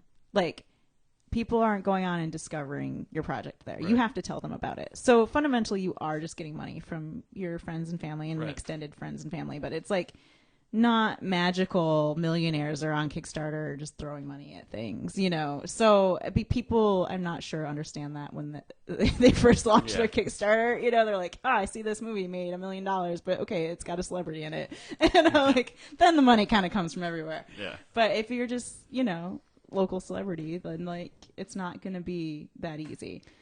It's really hard to raise the money. Yeah, That's 'cause what we've some done people 2 don't Kickstarters understand. now. Yeah. Because so with film, it's still not possible to make it by yourself in your bedroom. Right. That's what I was segueing into. Yeah. Okay, so Yeah. we've done 2 Kickstarters for our 2 feature films that we've been working on because you need people, and we like to pay people a little bit to work with us on the film. You have to pay people a little bit. And I mean, especially it's when just it's not, a commitment of 6 months. yeah, you know? it's just not right to not do it. And you know, you have to get a certain kind of gear, and, like, so it's just not as cheap as making a record. Right, has been exactly. for It's a us. bigger. I mean, you can see Yeah. it just with any. You know, indie there's film. location fees, Right. there's food you have to buy. You know, like it just gas toll, like it all just adds up like crazy. And we work we've been working Oh my like God, we work so cheap. minimal, dirt cheap, and doing. You know, I've been doing We've all gotten the. a lot of Well, locations for free. And to be fair, I mean, even having said that, I mean, your Kickstarter campaigns, it's not like you're asking for this exorbitant amount of money. Right. You know, you're not like, okay, we need, you know, $300,000, $400,000 Right. to make. You know, you I'm not even sure I know how to make a movie with that amount of money Yeah, at this point. Like, what do I have to spend this on? Well, Let's do it. that's a big thing. I mean, is that you know we when we devise the campaigns, we say, okay, we know this movie is going to cost more than what we're asking for, but let's devise a campaign that's really like, this is what we really need in order And to what like we not. feasibly thought we could raise too. Right. You know, and both of our movies have cost well more than what we Yeah. raised, but what we raised is a huge chunk of it, and like huge. And we really can't afford to do it without No, you know definitely. without that. So, you know, we also, I mean, a big part of Kickstarter that gets ignored a lot of the times is that it's not really just about the money, but also about the building a community around a project. So like, it's really awesome to have like 260 people who are interested and invested, you know, I mean, maybe financially, but the financial part is not really the big thing. It's they're emotionally invested in, like, they're like, I'm part of this project. I get to see it through, and I'm excited about, you know, how it turns out. And that's great. I mean, I want things we do to be like, And the whole time we're part doing of the it, community. we're trying to include people. Like, here's an update. I'm talking to you on a video. I'm sending you a postcard. I'm telling you what's going on. You know, and we roll out the rewards as soon as we have them done. And Oh yeah. and so people it's give us just, like, props keeping- and stuff too. I mean, like, people who are Oh yeah, engaged people in. loan us stuff. Like, I'll be on Facebook, like, I need 6 VCRs, and then they show up the next day. It's like, okay, thanks guys. You know? So we get a ton of support from Oh, those huge support. communities, Kickstarter and otherwise. But yeah, I mean, you know, it takes a village to make a Yeah. movie. I And think sometimes that's- I'll just tell people, like, it's almost easier to get a part-time job than to run a Kickstarter campaign. Yeah. So, like, if you're just looking for a couple grand, just pick up a summer job. Like, Exactly. you will be happier. it's less work. I think so many people. I mean, Like, if you don't want to, like, you know, talk to these people and you know, give back to that, then, like, there's no point. Yeah, and I think some people really, some artists, you know, take it a little too seriously in the sense that they're like, okay, well, this is how much I should be making, you know, an album for. I should be doing something for it, and I agree. I think you guys are realistic, but also you're very, like you said, I can speak to that for funding one of the campaigns. You guys are very interactive, and you know, I mean, I've you know, it's not like, oh, I gave these people money and they went off for 2 years and I haven't seen anything. It's like, no, I Right. see the progress and I see what's going on. And I'm sorry I couldn't make the screening. Oh, which I that's think all right. But It'll come around again. Yeah. You'll get it. You'll get it. but let's talk about the movies now, because this is, you know, let me frame it this way: is that what people should be hearing is that through this whole thing, it's like, starting out, it's just, okay, I've got these songs, I just kind of want to put them out there. Then the motion set comes, and then that builds into "Do Not Forsake Me, Oh My Darling." Then you know, Space Balloons, Michael J. Epstein Memorial Library, and then in the process, you're filming these videos. Yeah, because you did do a lot of videos for the various things, and then so it's just kind of like. People can't. This is a podcast. People can't see it, but I'm drawing this kind of nice little graph because it seems to me like you just keep ramping up your creative endeavors. And so, what brought about you know, going from, okay, we're shooting these cool videos, to, hey, let's make a movie. Right. I never thought of it this way, but I guess you can blame that intern at Spin who decided the motion sick record was worth talking about, because Certainly, that's if you where it all told me comes. like even 3 years ago I'd be on my second feature film, I'd be like, that's weird. Okay. I think if you told us 6 months before we were I know, shooting before we the did feature that. film, we wouldn't have even It just Well, I think the bigger question is, our brains get stuck on ideas, and then we have to make them happen. Well, Yeah. Did you have a question Well, first? no, I was And going then to say the more interesting, or not more, I got to use my words properly, but the interesting thing to me is that, yes, you're filming your second feature film while you're going to film festivals promoting your first feature film. Like, Well, a lot of people don't do. The tail on film is like, you make a record and it's like, all right, I got to wait 3 months to hit this release date or this show or something, but for a film, it's like a year of festivals can go by before you're allowed to and you have to have out. it done 6 months before that. So it's to submit to the festivals. Yeah. It has to be done. And then 6 months later, they start happening. And then they happen for a full year. And then you can think about distributing it or putting it out somewhere if you don't find a distributor. We haven't even really thought about that very much yet for 10. But the tail is so long that we were like, God, if we wait through that whole process for 10 and then start our next movie, like 4 years will have gone by. Yeah. Before our next movie is done and out there and showing. So like we couldn't stand we that. kind of got crazy and we're like, no, we have to start right now. Yeah. And I don't think we'll do it as fast for our third movie because like we're just so driven like Well, I mean, this is getting Tired. ahead, but I'll Yeah. say we had been in sort of like early. We were finishing up 10, and I was like, Sophia and I were Right, we kind of already- developing another idea, and we were like, this is the movie we really want to make, but it's going to cost a lot of money. Yeah. So instead, we were like, well, we're not going to be able to do that. We'll wait a while. And then I think I had an idea. I was like, so I've been thinking about this thing. I'm like, you're not going to like this, but I have this idea. And I think we can do it like for and we almost didn't do no another money. Kickstarter for it because we're Yeah. like we can do this for dirt cheap, and but I'm glad we did do the Kickstarter. 'cause Yeah, we ended well, up doing some cool stuff and with it's the money. a little more expensive than we had. Well, because we we had raised the money, yeah. and we're like, all right, so now we can spend a lot of money on this cool prop. Like, now we can go do this thing. That's Well, we said that awesome. on Kickstarter. We said, We here's had our a- goal, and then once we reach the goal, we're like, if we can raise $3,000 more, we can pay for this awesome thing that is going to cost us that much, and we raised that money. So we did that, and that's it makes the movie better. I think absolutely. it makes So anyway, but Yeah, that's an aside. That's all an aside. But this is almost like this movie popped up as like this movie Magnetic popped up as almost like a fill between 10 and the movie that we were like kind of in development. Because the movie on. we want to develop will probably need like real financing. Well, like real, like not real, real but, like, relative to what we've been spending. like Not, not micro, but like it's like we need a 100 space. grand or Yeah, we something, need a and- space. We need some big money. Like we need like a lot of actors, a lot of stuff to do this idea. so this is the interim idea that's simple, Well, but it's kind of then it's kind of like using Kickstarter for a very literal thing of its Yeah. title. It's like you're saying, okay, we want to go into a movie making endeavor, so help us Kickstarter because the idea is you do the first two movies and if by the time you get through all the promotion on 10 and then the promotion on Magnetic, chances are people will take notice and maybe you will get some production company or something to Yeah. give you money to kind of take these the idea is again That's building. certainly the hope. no, that's our goal. That's That is exactly our goal ultimate with goal. with the yeah, movies. it's like yeah. these are our business cards for what we can do for like For under $20. not a lot of money. Like, here's what we can do for very Right, cheap exactly. in movie terms.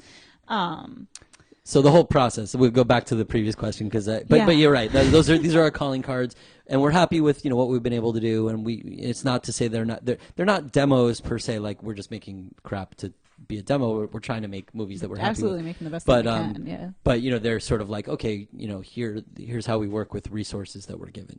Whatever. Anyway, so how we got into it originally.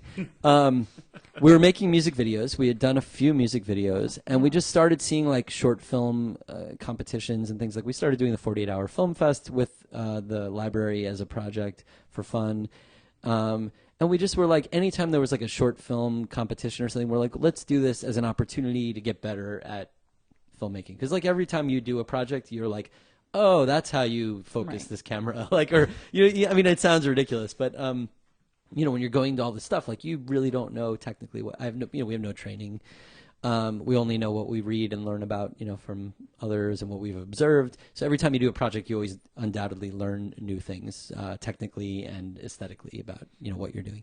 So we started doing all these short film projects. We did the Brattle trailer Smackdown, and the way that worked was they assigned the title 10, and you could pick parameters by which you would make a trailer. It was a 2-minute trailer, I believe.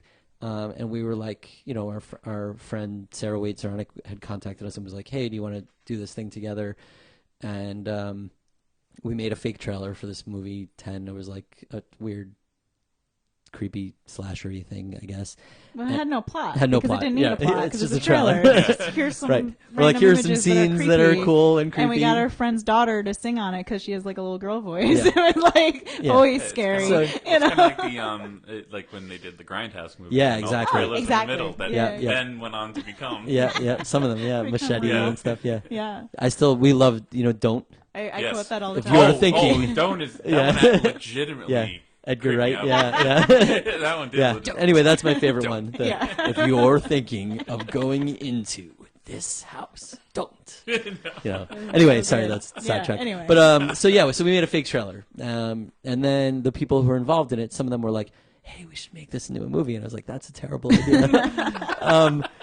And so that kind of like was sitting in my mind for a few months, and I think I had a tooth infection when we finished the movie, so maybe I had a little brain damage or something. And finally, I was like, maybe we should make a movie out of this. That's not such a bad idea. I was like, we could do this for almost no money. It'll be no effort. I mean, Right. making a movie is hard work, but you kind of think like, oh, it can't be that bad. And we are used to working hard. Like we've done so many records and we've done so many music videos. Right. And it was all a lot of Exactly. work.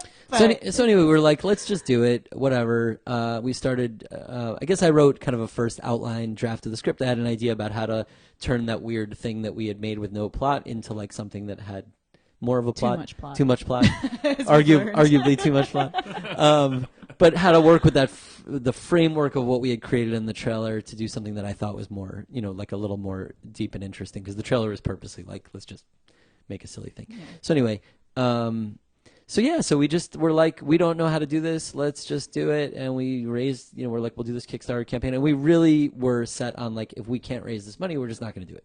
Like that, which I think is the right way for Kickstarter to be. It's like, we want to make this movie, but we can't afford to just spend all the money on it. So we just won't do it if we don't raise it. And I really didn't think we would necessarily raise it. I was like 50-50 on it. And we got a lot of support and people were great. Mm-hmm. And, they backed it. And so we made it, and what was that, August? I think I said, I'm not writing the script until the Kickstarter is happening, because I don't want to be invested emotionally in creating a thing that, like is not going to happen. So I think like August, 30th or whenever it ended, maybe it was even later, I don't know. We were like, all right, we got to start working on this thing, because we knew we had to shoot it by the end of the year for a lot of complicated reasons, mostly related to my work and other things. So we had from September till December to get the script written, the cast, find a location, all that stuff. And we worked a lot. Poor Sophia worked nonstop to make that happen. And I just wrote, basically wrote as much as I could. And then worked with Sophia and Sarah, helped kind of develop the plot. And we had like outlines of the plot on the wall and like, flashcards, and we were like, oh wait, that person can't be there. It's like, who's in this room at this moment? Right. Like, oh my God, where we wanted are to make they? sure it was consistent. It was a pretty convoluted. Insane. It is a pretty convoluted movie in a lot of ways, and then Jade Sylvan came in and really helped write. Because I basically was like, I can't write like the dialogue for all these characters and really make them, develop them as individuals in a good way. So Jade came in and basically did a bunch of, I would say, like overnight, pretty much like 4 or 5 overnight writing sessions with us to just work on dialogue, just to really say like, how does this character talk? How are they expressing things? How does the dialogue itself, mirror the structure of the movie and the structure of the thesis of the movie? And so she worked, with us very hard on that. And we did casting that whole time. A lot of the people in the trailer are in the movie. And then we did some outside casting. Much of it ended up being people we knew.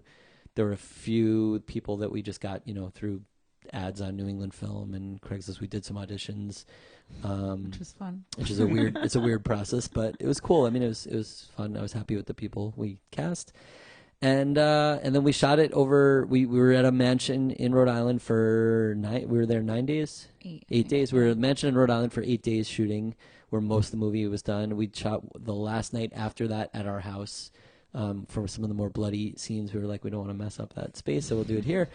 And then we had a day at the beach, making our 10 sort of days of principal photography, and then we did one pickup insert day later on. Once the movie was cut, we knew what we needed to we need a knife poking into something here or something. So we shot that an extra day here just to clean up some of those Right.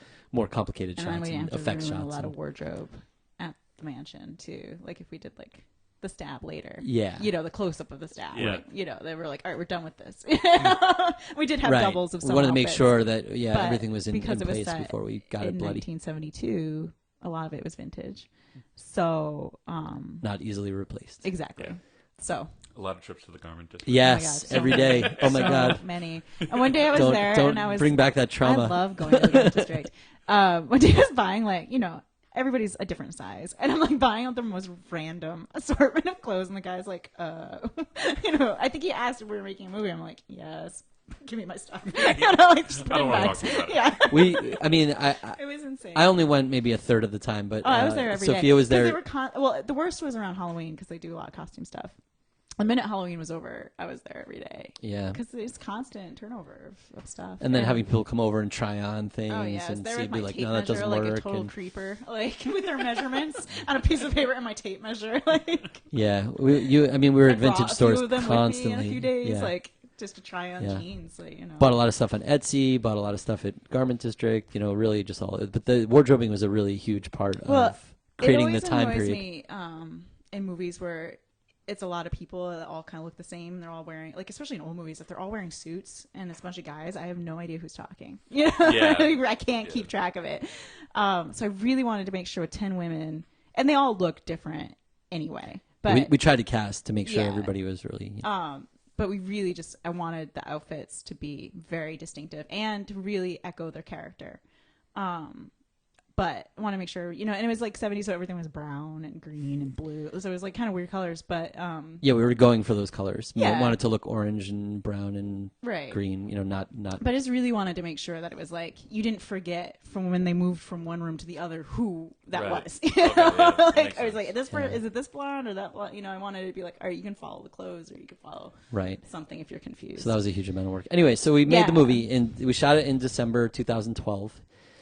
I had a rough like assembly by January. I want to say we had people Yeah. over in January. We had The to give them actors we had we the had actors over in January for a party where we did some other stuff too. But we were like, okay, you have to understand this is the movie now. It's not color corrected. There's no real sound. There's no sounds. real sound. It's just the camera sound. So like you have to understand what you're watching. You know, like it's going to be a lot better when it's, you know, there's no music in it. There's no, Don't judge me. yeah. Yeah. But Well, it's hard for people to envision, even told that to really envision the difference that music is going to make. It's so huge to building suspense, Right. and to telling you what you should be feeling at that moment. You know, But we get, you know, but they responded was fine. positively. Yeah, they just Everybody was wanted to see them, happy at make that sure they point, looked and we're okay. like, okay, we're like, okay, we're doing okay so far. And then, you know, for the next bunch of months, we did all the sound. The sound design took months and months and Catherine months and months. Capozzi worked on the score. Yeah. Right. Yeah, I was going to bring that up. Yeah, so we recorded it here. You know, she came over and we just worked through stuff. And Joel Edinburgh did a lot of sound sync. He did a lot of the technical sound sync stuff, and then a lot of the ADR recording where we had to replace dialogue. Because we tried to record all the dialogue on set, but wasn't always successful with that. And there's still maybe some stuff that could be better, but it is what it is. Well, it's big rooms with lots of Big people, rooms. so Right. not It was close to each tough. other. So it's very difficult Yeah, it was very to tough. do sound in that. Yeah, no, I didn't mean he didn't do a Yeah, good yeah, job. I it's meant just- we it's were impossible. limited by what we could do. So we did that. We spent months and months fixing the sound and editing, you know, putting music in and doing sound design and doing all the Foley stuff and everything like that. And then we've been doing festival stuff. That was you know, mid 2013. We kind of had a finished cut of it. By August, we started sending it around for festivals. We got a little feedback. We trimmed another, you know, 8 minutes out of it to make it a little tighter and better. And we've been doing festival stuff. So we were a few days ago, we were Two at our festivals this past weekend, right? One this past weekend and one that's next coming. weekend. Oh, yeah. okay. Yep. So we've been in. So this one will be our fourth. We this played weekend. at 3 so far, and we're going to our 4th, and we've got another one that it's going to be playing at this film series in Scotland sometime soon. And we have a bunch more that we are, you know, sort of waiting to hear from that we hope will. We actually sort of expect a lull in our festival stuff through the summer because the kind of darker, macabre stuff really happens Genre around October. late September, early October, There's and like through Halloween. So we put all the festivals on our calendar that we submit to, And like October is just like all overlapping. I'm like, God, if we got into all these, Yeah, we'd be like, which we probably won't. have to clone but- ourselves. yeah. Yeah, we probably won't. But it's just Yeah. like, you know, I just want to keep tabs of what might Yeah. be happening in my life. You know? Right. So Well, we're hoping, really cool and you know, insane. I mean, so we're at like 5 now. We're hoping maybe to do another 5 or so by the end of the year cycle. I mean, it's all up in the air at this point, but, Right. And going into it, I mean, making kind of a stylized kind of throwback horror movie, if that's a fair way of putting it. who knows what a fair way of putting it is Yeah, anymore. I don't- No, it's okay. I'm just But teasing. but I seem to remember a lot of Facebook posts of you guys just spending a lot of nights watching all the movies you could to. Oh, absolutely. Yeah. And watching them with commentary too, because like Yeah. I love it when they don't have the actors because they're really boring. They're Right. like, Oh, oh, yeah, I was no. drinking coffee and then I like whatever. You know, it's like, no, I don't care about you. But like The Carrie, directors have great stuff. the directors, so but yeah. like Carrie, that movie, it's all the art director who's married to Sissy Spacek. But whatever. It's just him talking about where he got all this stuff and what his thoughts were Yeah. for like arranging it and like him driving around Hollywood looking for the right house and like it was amazing.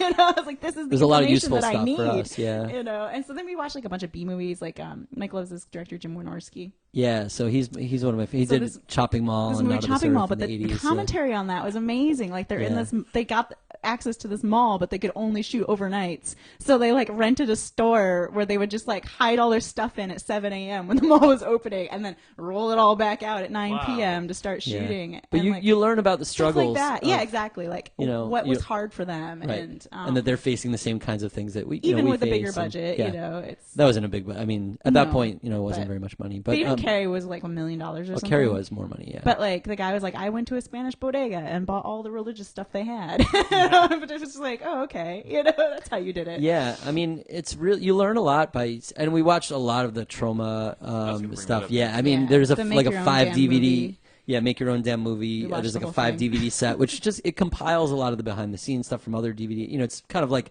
a mishmash of weird stuff where he interviews other filmmakers, and it's just kind of like all kinds of different crap thrown on DVDs. But it's all really like interesting and useful, and you know, I found it really, it's really inspiring. Like if I watch the commentary on like a $200 million movie, I'm probably not going to learn very much from it because like they're not facing the same. They're just like, oh, I There's just hired a guy to team solve of, that. Like, Like, Exactly. 20,000 people working on this movie. Right. Yeah, Yeah. it's like no. Meanwhile, you see like, okay, we have to do this effect shot. Like how the hell can we figure out how to make this work with our $10 and our bucket of blood Oh, here? yeah. You know, like so like that was. I mean, some of the trauma stuff. Like they had to blow up this school, and what they ended up doing was like taking a photo of the front of the school, putting it in front of the camera, so like some of the school was sticking out of the side, but the middle of it was like the photo, and they strapped it down and like lit it on fire and like filmed it. So you're seeing like the photo of the school like burning with like the edges of the real school sticking out the side, and like the scene, you know, the rest of the scene is there. So it's like it looks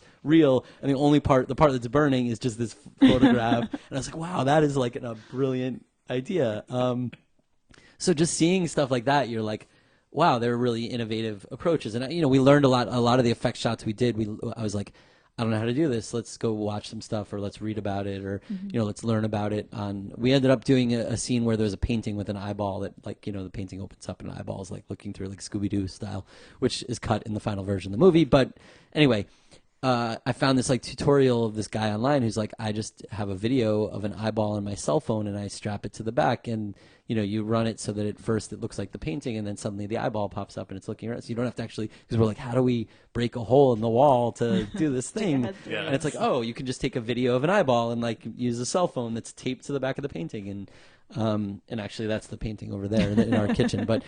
But yeah, you know, stuff like that where you're like, oh, okay, I can learn from other, you know, we had a fish aquarium pump for all the blood stuff. So I would basically by mouth suction all the blood into the tubing and then like attach it to this fish aquarium pump that you would like turn on, and it would squirt the blood out of it. You know, I mean, stuff like that. I think that's how Iron Maiden used to do it on their. Yeah. Yeah, they used to. Yeah, a fish pump above the. Yeah, undoubtedly, that's the way to go, right? But yeah, I mean, you know, stuff like that. You figure out how to do it for no money, and I was like, if people can have been doing this for so long, I can figure out without paying for a person. You know, I mean, I'd love to pay for a person to do it, but we just don't have money.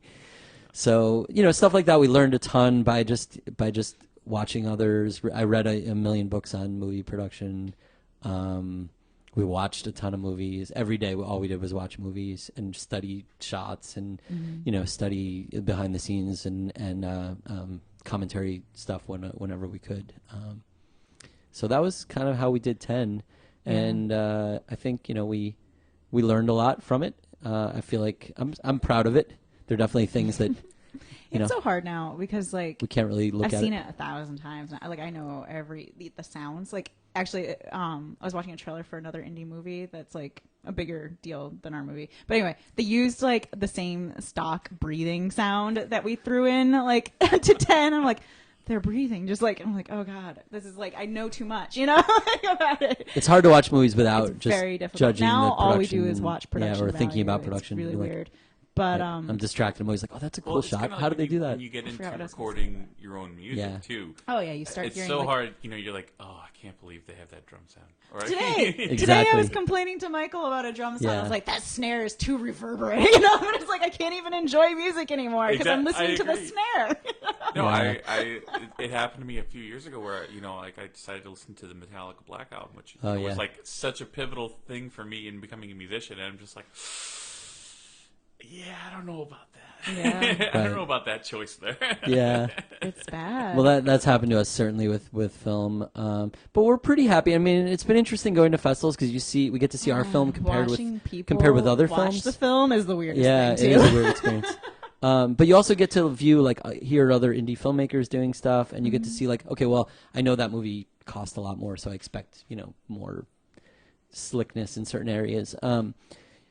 But like you get to see what different people are doing and how they're approaching things and where they succeed and where they fail and how our sound flaws match up with somebody else's sound flaws and like that that sort of stuff is really fascinating to me. So Well, I was going to say too. I mean, as you go to these festivals, I mean, the first two things I would wonder are, how has the reaction been, and has it introduced you to other kind of people in the same kind of thing, same situation, and has the networking really helped you out a lot? yeah, I mean, I think it's really interesting. My favorite thing about the movie, because we made a pretty We know dense, the movie is weird. It's a pretty weird. It's a weird movie. We are aware. Yeah, it's a weird movie, and it's a dense movie, We're and it's also aware of its flaws too. Because there's things we didn't know about movie making when we made it, and that we learned so much, like about dialogue. Like a page of dialogue is too much for a scene. and we cut most of it. Made it and better, we ended up but, cutting yeah. most of it because it just like wasn't working. Yeah. But like now we kind of know that going in. But it's a very weird movie, and there's like so many layers of things we were trying to do. Like we really tried to put everything out there in this film, and it was maybe too much. Well, that's the fascinating part, is that I know what the intent was with the film, right? So okay, so then you have all these layers of things, and to me, so for us, the movie. I mean, let me just put it out there. The movie is sort of like a film about what identity is, with the sort of thesis that identity is an arbitrary and meaningless thing that we adopt based on circumstance, and it shapes the way that we behave and interact, and that maybe like underneath it all, it's like frightening because maybe underneath it all there's no real us, like there's nothing. That's sort of the thesis of the movie. That's what we're exploring, and so the movie is structured in a way that both the way the characters act in the movie and the whole, without spoiling it, the whole way the narrative functions, and there's like a twist in it that recontextualizes it with the goal of saying, you've been thinking you've been watching this movie the whole time, but look how we can make this arbitrary change, and it's like a completely different thing. And it's purposely we purposely designed it to say, it's meant to make you think like, oh, I have a new context for this, and everything that I've seen now prior to this moment means a completely different thing, fits together in a completely different way. And we had shot a bunch of, there's that twist moment. We had shot a bunch of like hints leading up to it and threw them all out in editing because we were like, no, we want that to be like a recontextualization at that moment. And so now it's really fascinating to me to get, so some of the negative, we've gotten, positive reviews, we've gotten negative reviews. The negative reviews, what's fascinating about them is they all don't get our intent at all. And that may be our fault. I'm not saying that the reviewers are terrible because they didn't miss the point. All the positive reviews very clearly get our intent. They talk about exactly what we were trying to do with the movie. I'm like, great, they get it. Mm-hmm. And all the negative reviews are like, it has a stupid twist that had no like. I understand their point of view on it, and I'm like, wow, we failed. Right. We One of them was failed. like, I wanted to watch a slasher movie. And it this didn't. do It's not a slasher movie. It didn't do the exact thing that I wanted to Right, watch. I didn't- It's right. Like, all right, And why so don't you it's- go watch one of the 1,000 other movies that do this exact thing? And they're not wrong. Like those No, reviews are yeah. not wrong. Like, and the things they say are not wrong. It's just really interesting to me because I'm like, you're criticizing things that like were not what I intended to do, which is fine. But what I'm interested in is what made you think that what you wanted was what the movie was supposed to be? Like, where did I fail to convey what? Sometimes people miss everything about the point of it. And people get obsessed with like the whodunit aspect of the Right. film. It's like, and they'll be like, well, who killed this character? I'm like, does it matter? Like, I don't even think it matters. I mean, it does, but it's all internally. It We're does careful. matter, but We're it's careful. Like, it's not, it doesn't matter to like what the point of the film is. Well, yeah, it's it's kind of like the Twin Peaks thing. It's Right. just like Right. at a certain point, who killed Laura Palmer wasn't. It just doesn't even matter It anymore. really wasn't. Yeah, it was just that was the. And it event that made bring it made everything- it worse to Yeah. find out. Yeah, all of a sudden think. now it's this. Yeah, it's this thing. Yeah. It was just Yeah. let's introduce you to this town of quirky people, and now Right. it's like, oh no, now you get to see him, you have a pedophile. Right. It was, I love Twin Peaks. And actually, one Yeah, of the we things that really this love is maybe interesting too, is that my favorite thing about Twin Peaks, and one of the reasons why it's one of my favorite shows ever, is that it has an amazing ability to switch gears between like hilariously weird satire and like terrifying, horrible, whatever, in seconds. Right. And so we wanted to like capture some of those, and this is one of those things where it's like that can go, that can confuse people, or it can make people excited. And so we wanted to capture some of those sort of ideas where you're like confused about what your experience with the movie is. Some people don't think that they can laugh, and there's like a lot of dark humor in 10, and Some of some it's not even dark. audiences will start laughing right away because they kind of like, all right, this is weird, Yeah. and I'm allowed to laugh. And other audiences are silent the whole time. It's like, it gets a little weird, I'm like, wanna this is hold up supposed to a- be funny.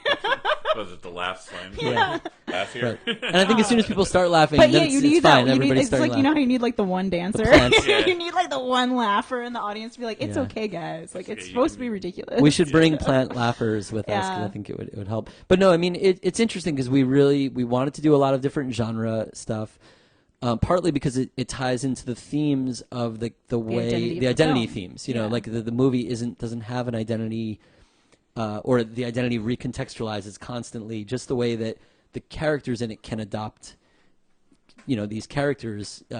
I'm trying not to say too much, but they can become things just by being assigned those things. So like the movie can become things by being arbitrarily assigned stylistic changes in how we approached it. And I realized like this is like some arty pretentious stuff. And like so I mean some people hate it and that's fine. Like I'm happy I want to make them like we really really did not want to just be like let's make the same movie that everybody has made a million times. It's just not interesting. I don't need to do it.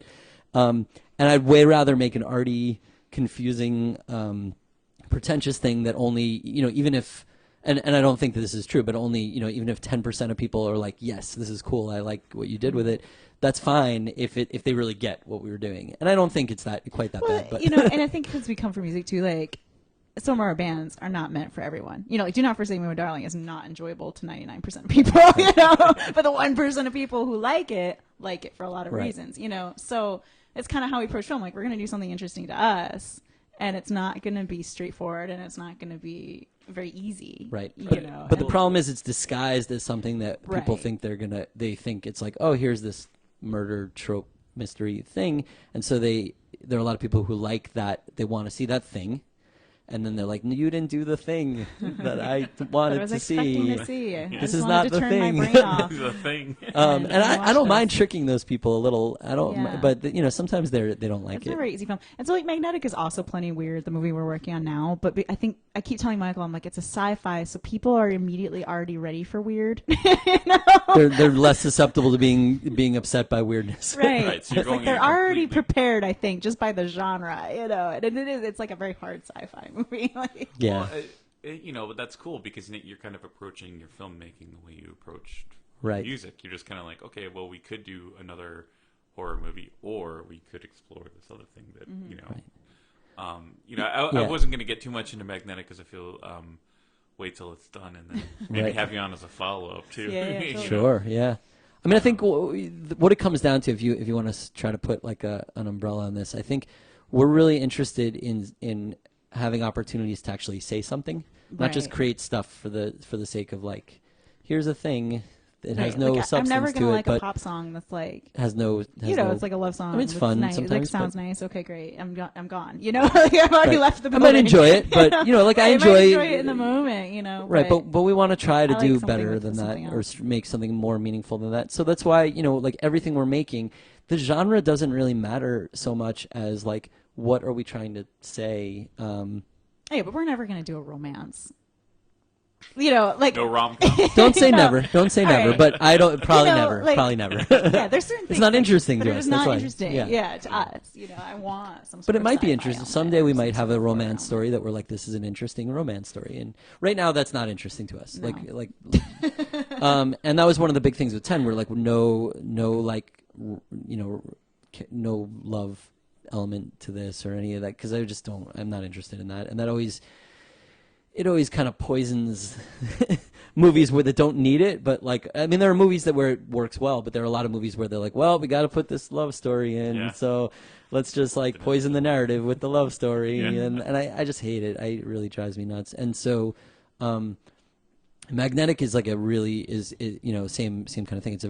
It's intended to be a very cerebrally focused film with a lot of like 10 has a lot of symbolism in it, and a lot of people get it and a lot of people don't get it, and that's fine. I'm happy to have people enjoy it at different or not enjoy it at different levels and different aspects, but we're really interested in like let's layer a lot of symbolism and a lot of those kinds of ideas into it, and then try to create a narrative. Like if you're really not getting any of that stuff, try and create a narrative that you can at least be like, I understand this narrative and there's something underneath it all. So And another thing to point out at this point, to people who maybe don't know you guys very well,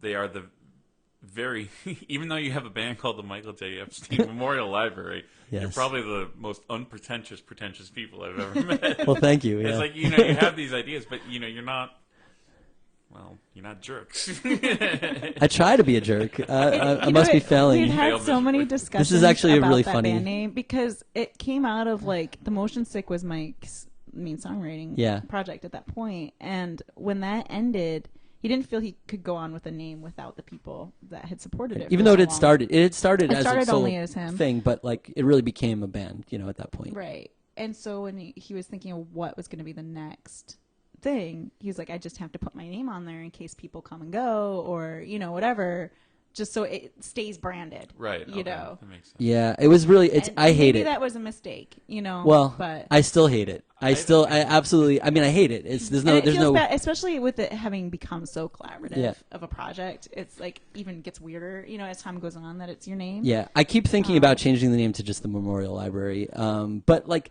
it's hard because I do all this work in different sort of communities, and like just the fact that my name is there makes people I know in other realms, they're like, oh, I know that guy. So it's it's some, if it were called the Motion Sick again, and I remember meeting people all the time, and they find out that I'm talking to them, or they hear from somebody else like, oh, you were in the Motion Sick, like I know who you are now. But like, to get those connections with a person and a band can be tough. I mean, you hear the band name, you hear the person's name, so I really hate it. I will tell you without any reservations, I absolutely despise having my name in the band name. It feels weird.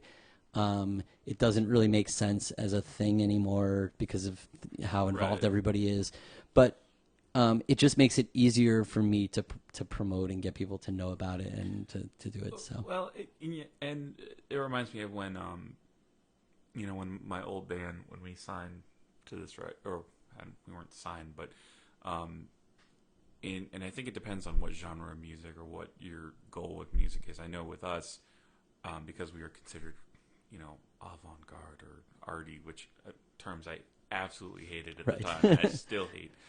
But the goal was, they said, well, the guy who's in the band, who's the main songwriter, he should be known as a composer, so he should put out an album under his own name, because you want to get your name out there as not just oh, I'm part of this band. Oh no, I'm a composer, and that would Right. open doors to other things. And I know he, wasn't like super psyched about it, because it is weird to kind of put your own name on things. Yeah. I dread it. I have a solo project I'm working on, and I'm just like, Yeah. I'm going to give it another name. I'm like, I can't. Right. I agree. It feels gross. Like it feels awful. It feels awful. Yeah. And no doubt that's like, I think that's the right. I don't regret feeling that way. Well, that's part of the reason But- why it's not like Michael J. Epstein and the so-and-sos. Right. It's like, it is a weird name. I thought it was slightly better that it was dead in the name. Like, Dead, you know? and it's not an and Right. blah, blah, blah. Right. I thought that was slightly better. It's not. It doesn't solve it, but it's slightly better. No, it's awful. I don't really know any way around it. But we considered this a lot. We had lots. I mean, as Sophia said, we just talked about it a lot until we decided finally, like, this is going to be the best way for getting the word out about this project and getting more opportunities, and making it so that, like, when I'm out in the world, because we are really as we've sort of talked about today, we're really out in the world in a lot of ways that go beyond just like Oh our yeah, I bands. see it all the time. I mean, you're doing production work on the Steve Cacciola show. Yeah, is that so correct? we're involved in a lot of different projects. We're trying to help other people do movies and TV. Like, we love being on set with Yeah, others and I helping. remember and- you were helping other people do music videos too, correct? And you were... A little bit. Yeah. Yeah, so we a little we did bit. an Endation video Yep. this year. So we're doing a lot of stuff, and we try. Our time we're pretty busy, so we can't always afford Right. to do It's things. hard. But We've had we to say no to a lot of but things we recently. try when we can. We try to help other. We want to. We want Yeah. to as much as we can. We don't always succeed. There's Right. that. So doing all this stuff and always doing things with your name and meeting people and all that, it just makes it hard to like have such separate things and then try to like be like, oh, I'm in these 18 bands and I'm doing these movies and here, so it's confusing enough as is. Yeah. And so something with my name in it, immediately they know, like, okay, that's your project. Yeah. And so it's really it's a business decision, I would say. I hate it aesthetically, but I still sort of think it's a good business decision, even though I grumble about it under my breath every time I think about it. And like I said, every day I consider sort of being like, let's just call it the Memorial Library and drop my name from it. We maybe could do that at this point, but I just still feel like it's a tough way to manage it. But And I I think we reached a good point to kind of wrap it up, because there's so much to talk about. But I think we've covered. I think the narrative that kind of should come through this again is just not only just creative growth, being individualistic in the sense of being, I shouldn't say individualistic, but self-sustaining is something you guys have done. Yeah. And not only just self-sustaining, but it's you guys also have really done a great job of paying it forward, so to speak. Like you said, helping other people out. Just being. Getting back into the scene, I'm terribly shy with people, and it scared the crap out of me. And it's made me, and just through knowing you guys, it's made me feel better. Like I go to shows, I see you there. It's like, okay, I know people, and Right. people to interact with, which great. I know. That's what we hope. I mean, Yeah. we're before you finish with all that, I should say that we are both like extreme introverts who just Right, I like know. force Probably ourselves. people are probably like, no, I don't believe that. But no, no. we work extremely hard and like against our own bodies and feelings my and ideal tendencies night is to not look at anybody or talk to anybody or like just be alone in a dark corner. So like, that is how I think like there's to be. so many of us We who are force like ourselves to go out and who talk to want to people. hide in the corner, and we do And sometimes. usually we feel better for it. Like once we've gone out, we've had a good time. It's good. But like that whole act of So I know how you feel. Yeah. That's really Yeah, what I'm saying. absolutely. I totally know about I showing think up that's and why being you like, become an artist, right? Because you don't fit in and you're weird. And that's the whole reason why we all do this. It's a psychosis. but we try really hard to force ourselves to do that. And so we're very like, for other people, they should never feel like we're these bubbly extroverts and they're introverted. we're super awkward introverts as well. And but also not unapproachable. we try not to be. I mean, I'm happy I'm to. delighted if somebody comes to talk to me because I'm like alone by myself. I'm like I don't know what to do with my hands. Yeah. That's why I started bringing a video camera to shows because I'm just standing there like I don't know what to do. Oh, that's right. And I That's hold the something video camera. I'm like It's okay, easier with a great. camera in your hand. I completely forgot to bring up, 'cause, you have your own the video blog then. Yeah, correct? Sophia's Rockbeat. Did I just bring a video because I'm Yeah. so awkward? record. I'm like, all right, I'm just gonna stand here and do so many this. projects, and then we didn't know? even talk about it. You know, you were doing the open mic night at the Armory for a while. We stopped doing that just because it got to be too much. Yeah, But we it was a fun. We passed it along. Time. It's in good Yeah, we hands. passed it along. It still Justin Drew is exists. doing it. Yeah, Became more comedy focused yeah, with the new which host. is cool. That's cool. But I mean, it was really fun just to see people. You know, just to give an opportunity to come show up and play a song, and we'd get all sorts of people to do it. And it was fun. Yeah, and we occasionally do that on the Town with the Mikey D. That show radio sometimes. show. This is why I probably should have taken notes. No, it's fine. I wasn't. This isn't like correcting you. I'm just. But we do that once in a while. Like we're. Yeah, part of why I bring that up is anybody who's listening should send their music to On the Town with Mikey D to WMFO. Because we love to play stuff and we love to have the CDs there. And we're only there 4 times a year or so doing that. We do the 5th Wednesday of the month, so we're like the occasional DJ, but we're advocates for the show, and all the other DJs are awesome as well. I mean, not that we're awesome, but they are awesome, and they are happy to hear new music and get exposed to new things. So you should definitely all send music there. And with all the projects, you are good at least having one kind of central location, correct? You have like one website that details everything, correct?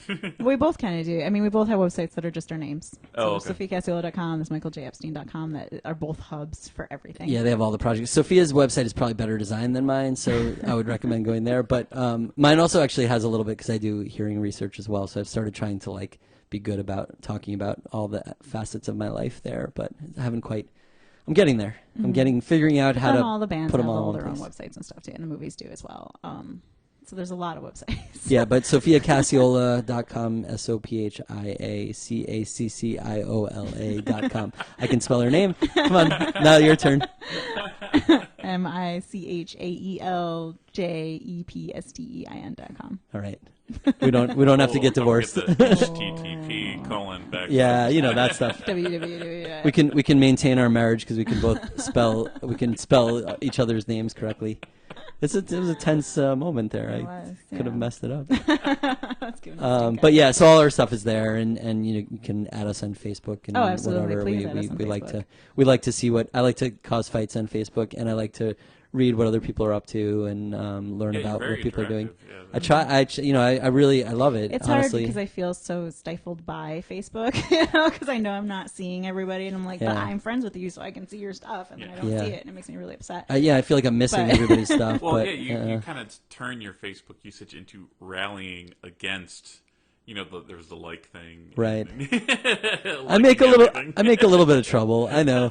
I mean, sometimes it's playful trouble, though. People are mad at me sometimes, but I hope that they're not. I like to. And also creating fan pages for almost every little thing that shows up in your life.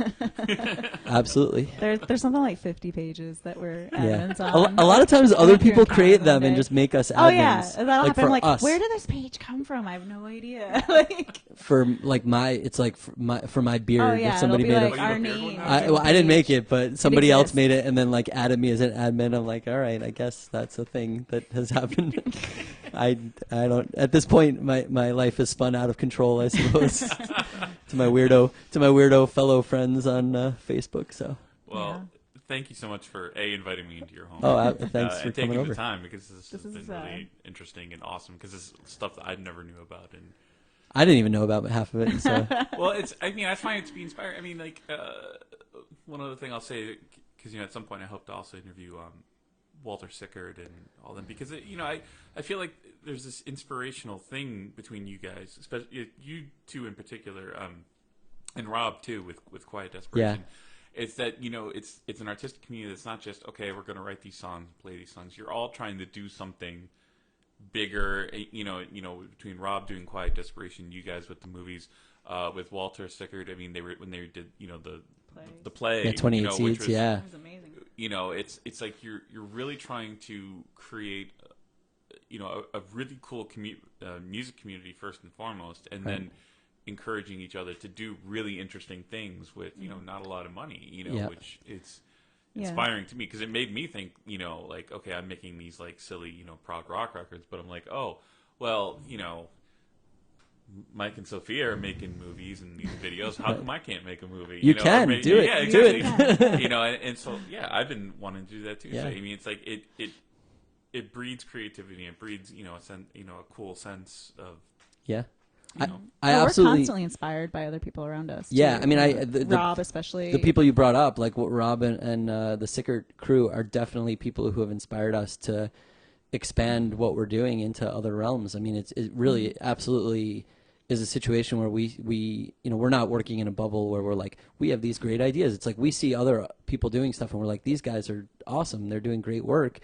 We could also expand Push into those ourselves a realms, little further, like, I mean, And one of the best things that's happened to us recently is expanding through music, really, into more performance art world and meeting those people who are maybe more into like performance art, and so and then casting them in our movies. So a lot of our actors have come from like the burlesque world, and that's been really great because it's really expanded our circle into other cool people doing even weirder cool stuff. Some of those shows are weird, and it's like always really fun to see. and we're at the point. And those worlds are coming together. Like I see a lot of those same people performing with Walter Sickert and other bands and stuff. Right. So it's really nice to see them kind of colliding, like everybody doing interesting art in the same clubs. And none of it feels competitive to us at all. Like, so in case anybody ever has some weird idea like that, like I would love to see everybody making movies, and that would be my favorite thing in the world would be if like everybody in Boston were doing lots and lots of creative things. I think that would be amazing. There's no like, we don't own the movie realm or the any kind of music realm or anything. I mean, I really I want to like strongly encourage people to just go and say, I don't really know how to do this, but I'm gonna learn how to do it and make it happen. Like I think it's Boston has like amazing talent, and for some reason it like the national spotlight is never quite on us, Yeah, no, but I the feel talent very here much is so. immense. So like the more people that are doing stuff and then bringing it around, the better it is for everybody. And we've always Right. believed that as far as Yeah, music absolutely. and now film. And Which is why we're always happy to help. Like we've been helping with other people's film. We've just been getting into the film community, and anytime anybody needs help with Yeah, any kind of film stuff, come we're hold always like this. trying to help whatever way we can, because we're really psyched to see people doing film work here. We're like, there needs to be more film work here. Why is there not enough? Right. So I mean, and we've been trying to help other people. Like we've been filming some of the burlesque shows and trying to help them get videos, and just whatever we. I mean, we have a limited time and skill sets and everything, but whatever we can contribute to people being more successful or happy or whatever sounds like a win to me. So Cool. All right. Well, and we'll follow up with you when Magnetic comes out to see if you're still. we're crying at that point. Yeah. if you're both in the fetal position, I'll know how. Yeah, you can just film. Well, yeah, you can just I think record some audio. of the worst of it is over with the shooting. I mean, now it's just us being all summer long in a cramped room, like doing sound and writing the score because we're Right. scoring it ourselves and doing all the post work.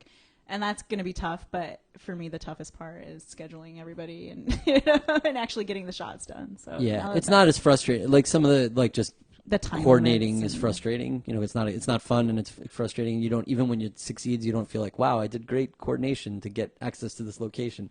But the post work, even when it's like frustrating, at the end you're like, here's this scene looks cool now. Like we've done the thing. So I think it'll be fun. We would have been in a fetal position now, I think, if we were Right. if we were Today going would to have be. been it. Yeah, you'd have already seen it. So I think next time we'll likely still be. Yeah, we have a lot of work ahead of us, but it's more just on us. I think we'll still There's be less cheery. outside things that can go wrong. Yeah. And for anybody listening, please come say hi to us, and we will try to remember your name and be nice to you and It's everything. okay. I never remember names. Yeah, it's hard. It's really hard. I think it actually took me a few months to Yeah, know your name. no So I was doubt. just kinda like, I do the I thing. know those guys, yeah. I do No, the thing I that respect they tell that. you, where you look the person in the eye and you say their name back to them. I do that, and it still is gone immediately. Yep. Yeah. 2 seconds Yeah, no, later, I'm same like, here, no same here. idea. So it's never meant to be a disrespect, or it's never that I don't have respect for people. It's just my brain, it just doesn't. I don't have the There's so much capacity going on. anymore. My brain There's is only full. so much room. Oh yeah. I have to get rid of some memories of childhood in order to, which maybe that's okay. There's some weird stuff with clowns stealing my Missile Command game at Chuck E. Cheese and stuff that I could let go. I could let go of those things. Anyway, Oh, All right. man. All right. Well, thank you. Thanks a lot. Thank you.